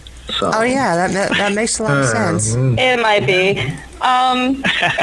So we have ticket number 214, who is Robert Erickson. They win one randomly open blind bag and 2 poster prints. Nice. Awesome. Congratulations. I just can't get over the whole Jesus thing. I know a guy named Jesus, and I actually got my ball python from him. Wow. It's a friend of mine named Jesus who raises ball pythons, and all of his snakes are named after dictators. That sounds like quite a character. Is this guy at Stony Brook? Yes, he is. Stony Brook is an interesting place, I gotta say. Ego, if you're going to make a terrible pun like that, say it out loud. Ego was saying you would think Chrysalis would be Jesus' favorite pony because she's so, holy. Oh.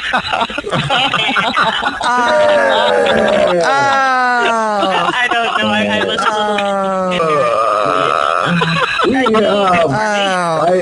Not drunk enough for that. Not drunk enough for that. Oh. Let Undead. Is that you, Matt Winter? Because I think I know who Let Undead is. Because if he's at Stony Brook, it might be him. If it's not, then I'm wrong, and I feel bad. It's a small pony world.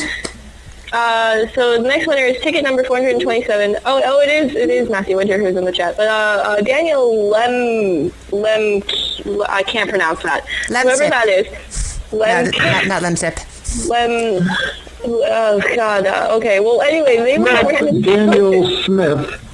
Daniel Lem. I think it's Lem. They win a randomly open blind bag, a cheerily brushable, and a custom derpy scarf by Fantasy. Nice. Yeah. That's awesome. Has Fantasy actually made these, or is she just doing slave labor right now? She is in the that's the issue. She is in the process of making these.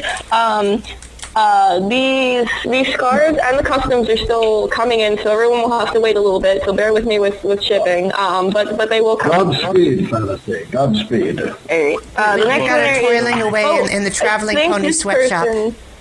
I think this person is in the chat room right now. We have ticket number 181 with Jason Ranciere. I think you're in the chat. You contacted me before. If you're still here, you have won. Are you still here? Because you win something special. Yes, Cadriel is here. Okay, Cadriel is Jason Ranciere. You have won a Shadow Bolt Rainbow Dash custom by Electric Mayhem. Nice. Nice. Toss a photo up there. Let me get that picture. That is so awesome. Yeah, it's very awesome. That is the picture. That's a good prize. That's a good prize. That's there you awesome go. Prize. It's a wonderful prize. That is nice. That is really nice. I'm still waiting on them to come in the mail, but they will be shipped out ASAP. Let me slap that up on the screen itself for everyone to see. This It will be wonderment. personally shipped out by Derpy Hooves herself. Oh no! Don't say that. Then they'll get a box of muffins instead. Cadriel says it's his first plastic pony. Congratulations on getting your first pony. So they say there's nothing like your first time. All right. I wouldn't know. All right. We got ticket number 21, who is Norman Kevin. They get a randomly open blind bag, a Rainbow Dash brushable, and a poster print. Awesome. Nice. Okay.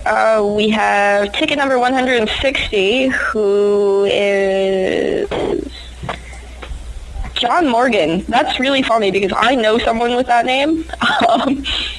Maybe it's the same guy. If it is, then they have won a randomly open blind bag and the custom Colgate scarf by Fantasy. Oh, nice.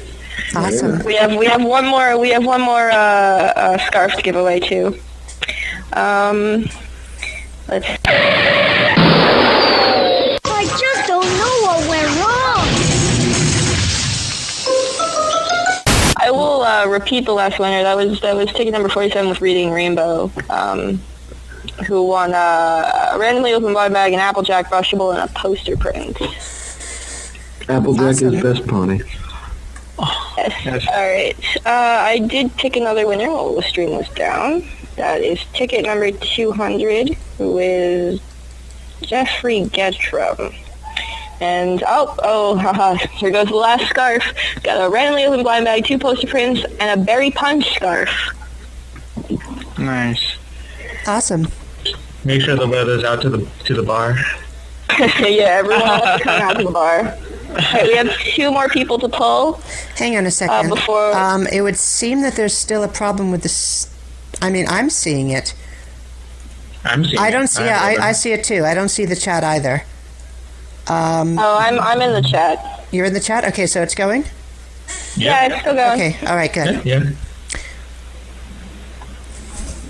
All right. Ticket number 118, who is Cody Oliver. You get a randomly open blind bag, a cheerily brushable, and 1 poster print. Yay! Hey. Awesome. And our last of the 15 prize winners, before we get to the 2 big ones, is ticket number 4, who is Agent Scrubs. Okay. I like that name, Agent Scrubs. I can't spell it. Oh my god. Well, okay. I was failing so hard at spelling that. You get a randomly open blind bag and 2 poster prints. Alright. And now we get to the 2 big prize winners. As I announced before, like on streams and stuff, the first prize winner gets the Derpy prize, which is a mini Derpy plush made by Evil Sugar. Here's a picture of 2 big ones and the mini one. The mini one is the one that we're giving away. One of the big ones is in the museum now, and the other one went to one of her friends. But if we could pull up the mini Derpy. I put the picture in chat. Wow, that's awesome. Let's give a new home. I'm so jelly to whoever gets Mini Derpy because she's been here for about a day and a half, and I've just kind of been loving her so much. For Blaza 99 in the chat. Now the big prize winner are those who donate over 150. No. The big prize winners are for everyone to win. It's a randomly drawn prize thing. It doesn't matter how much you send in, just you buy tickets and you can buy an unlimited amount of tickets, and that just kind of increases your things. But everything is distributed fairly, so everyone has a chance to win the big prizes. Alright, so let's get a little drum roll for... One trick is in the thing, I think, so he won something before, but yes, drum roll for the first prize, for the Derpy prize. Ticket number... Okay, ticket number 72, someone by the name of Mikhail. Woo! Has won Derpy. There's no last name, I think. You're giving Russians our secrets? We don't know if they're Russian or not. We don't know. All right. Are you or have you ever been a member of the Russian people? Hey, it felt like they're part of the KGB. We're okay.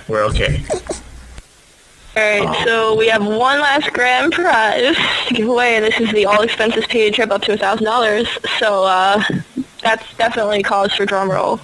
I'm gonna take a shot while I'm doing the drum roll. This is gonna be called the Twilight Sparkle Award. Okay, guys, here it comes. Alright, the winner of the grand prize trip of their choice is ticket number 43. No, ticket number 43, who is Forest Rain. Oh my god, no way. Oh, damn it. Ow. Who's flailing on chat? Oh, my goodness. Congratulations.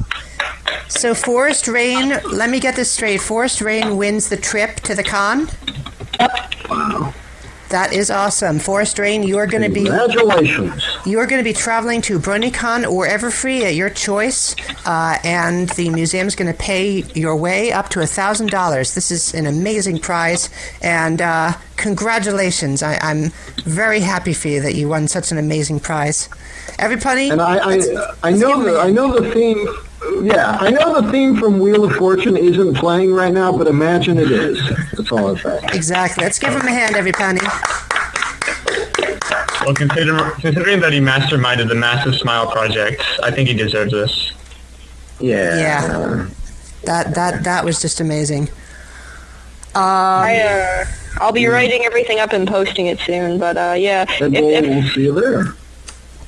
Yeah, they'll be able to come out, and I hope I see everyone at the cons, especially everyone in here because you're all artists for the museum. So cool. So, guys, that was one heck of a drawing. Inky, you're done with your drawing now, right? Yep, that is everyone. I'll be posting a little, I guess, a Google document.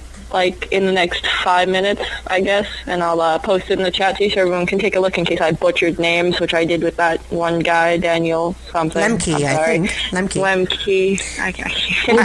Well, that's why they call you the Butcher of Baghdad. I never got that. Oh, before. yeah, I said Lemsip, which is actually a cold remedy in the UK, but yeah, Lucario reminds me, you can't forget about the Duckface project. Oh yes, the Duckface project. Oh yeah, Duckface project.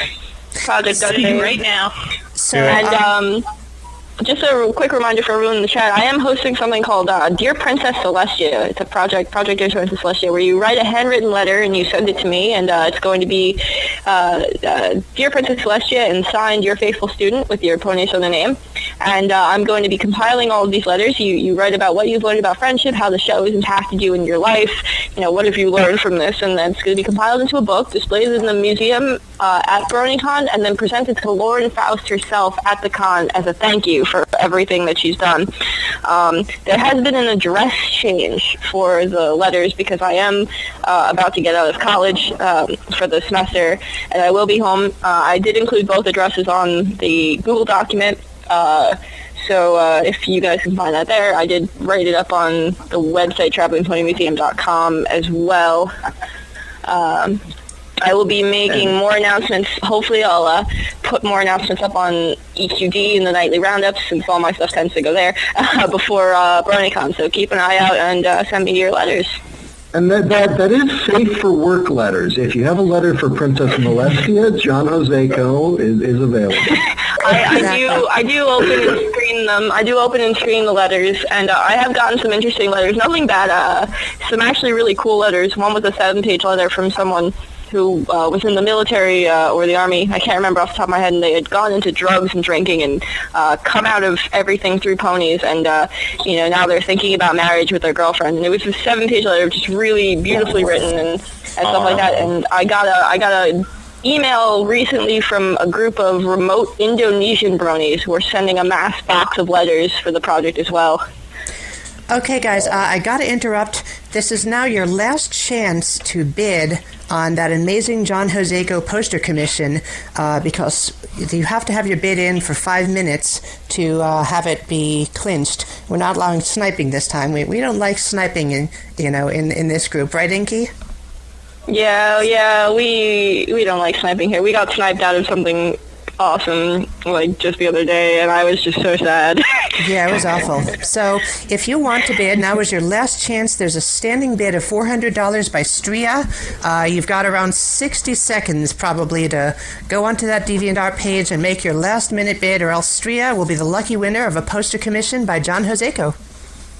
Now, this is a poster drawn by John rather than a photograph of John making a duck face. Exactly. Although, if you're lucky, we might be able to convince him to include the duck face picture absolutely free.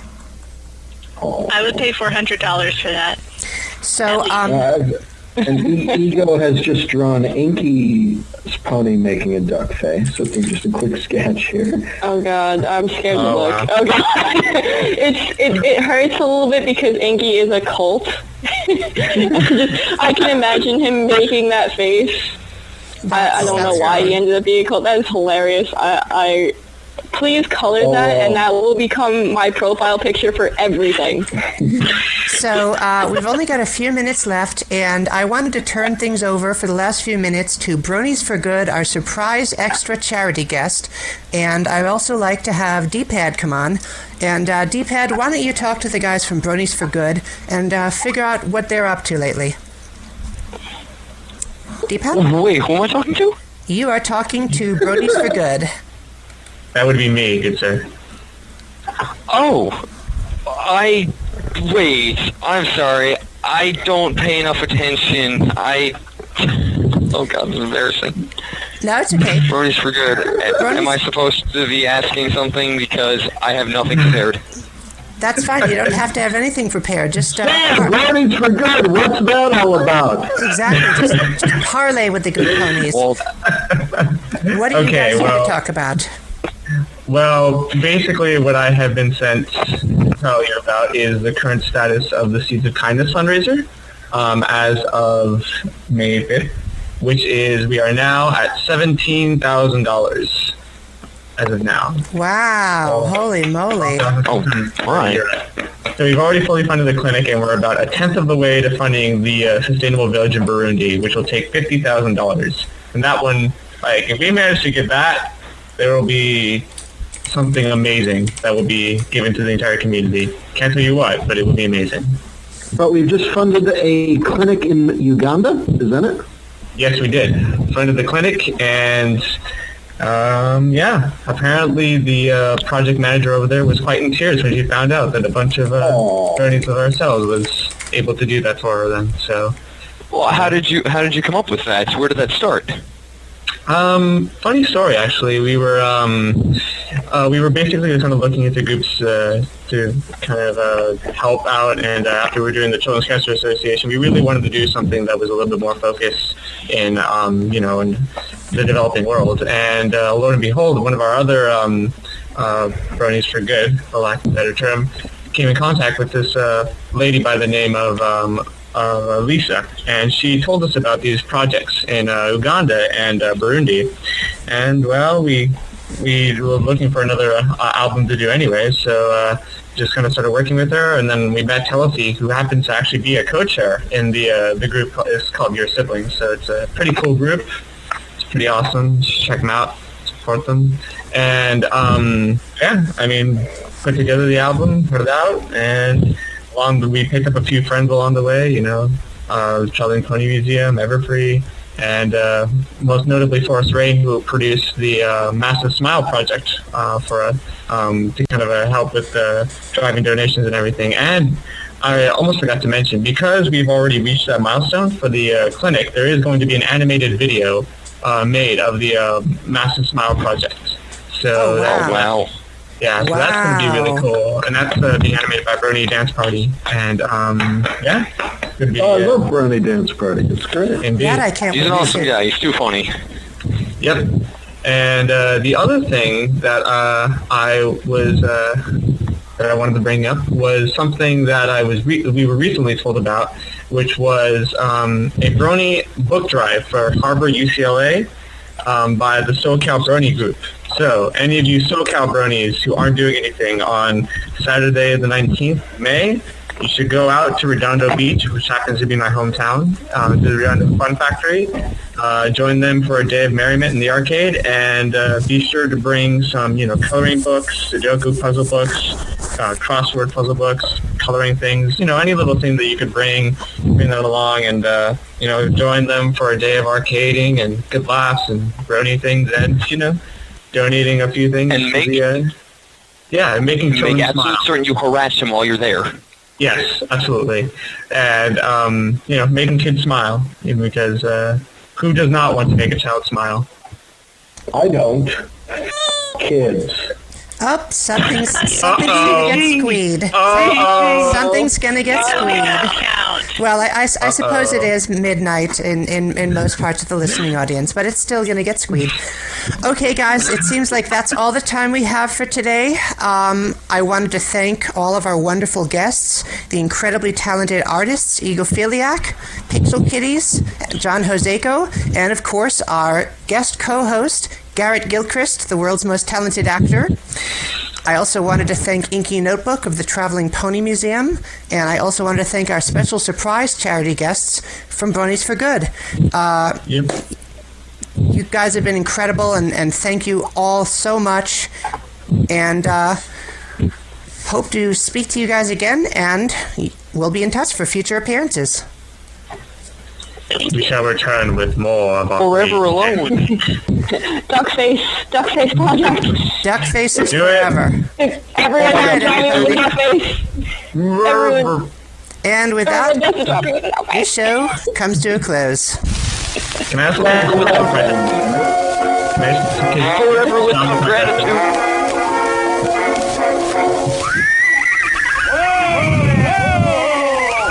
Oh, the old gray mare was fighting at the front, fighting at the front, fighting at the front. The old gray mare was fighting at the front many long years ago. Many long years ago. Many long years ago. Oh, the old gray mare was fighting at the front, fighting at the front, fighting at the front. The old gray mare was fighting at the front many long years ago.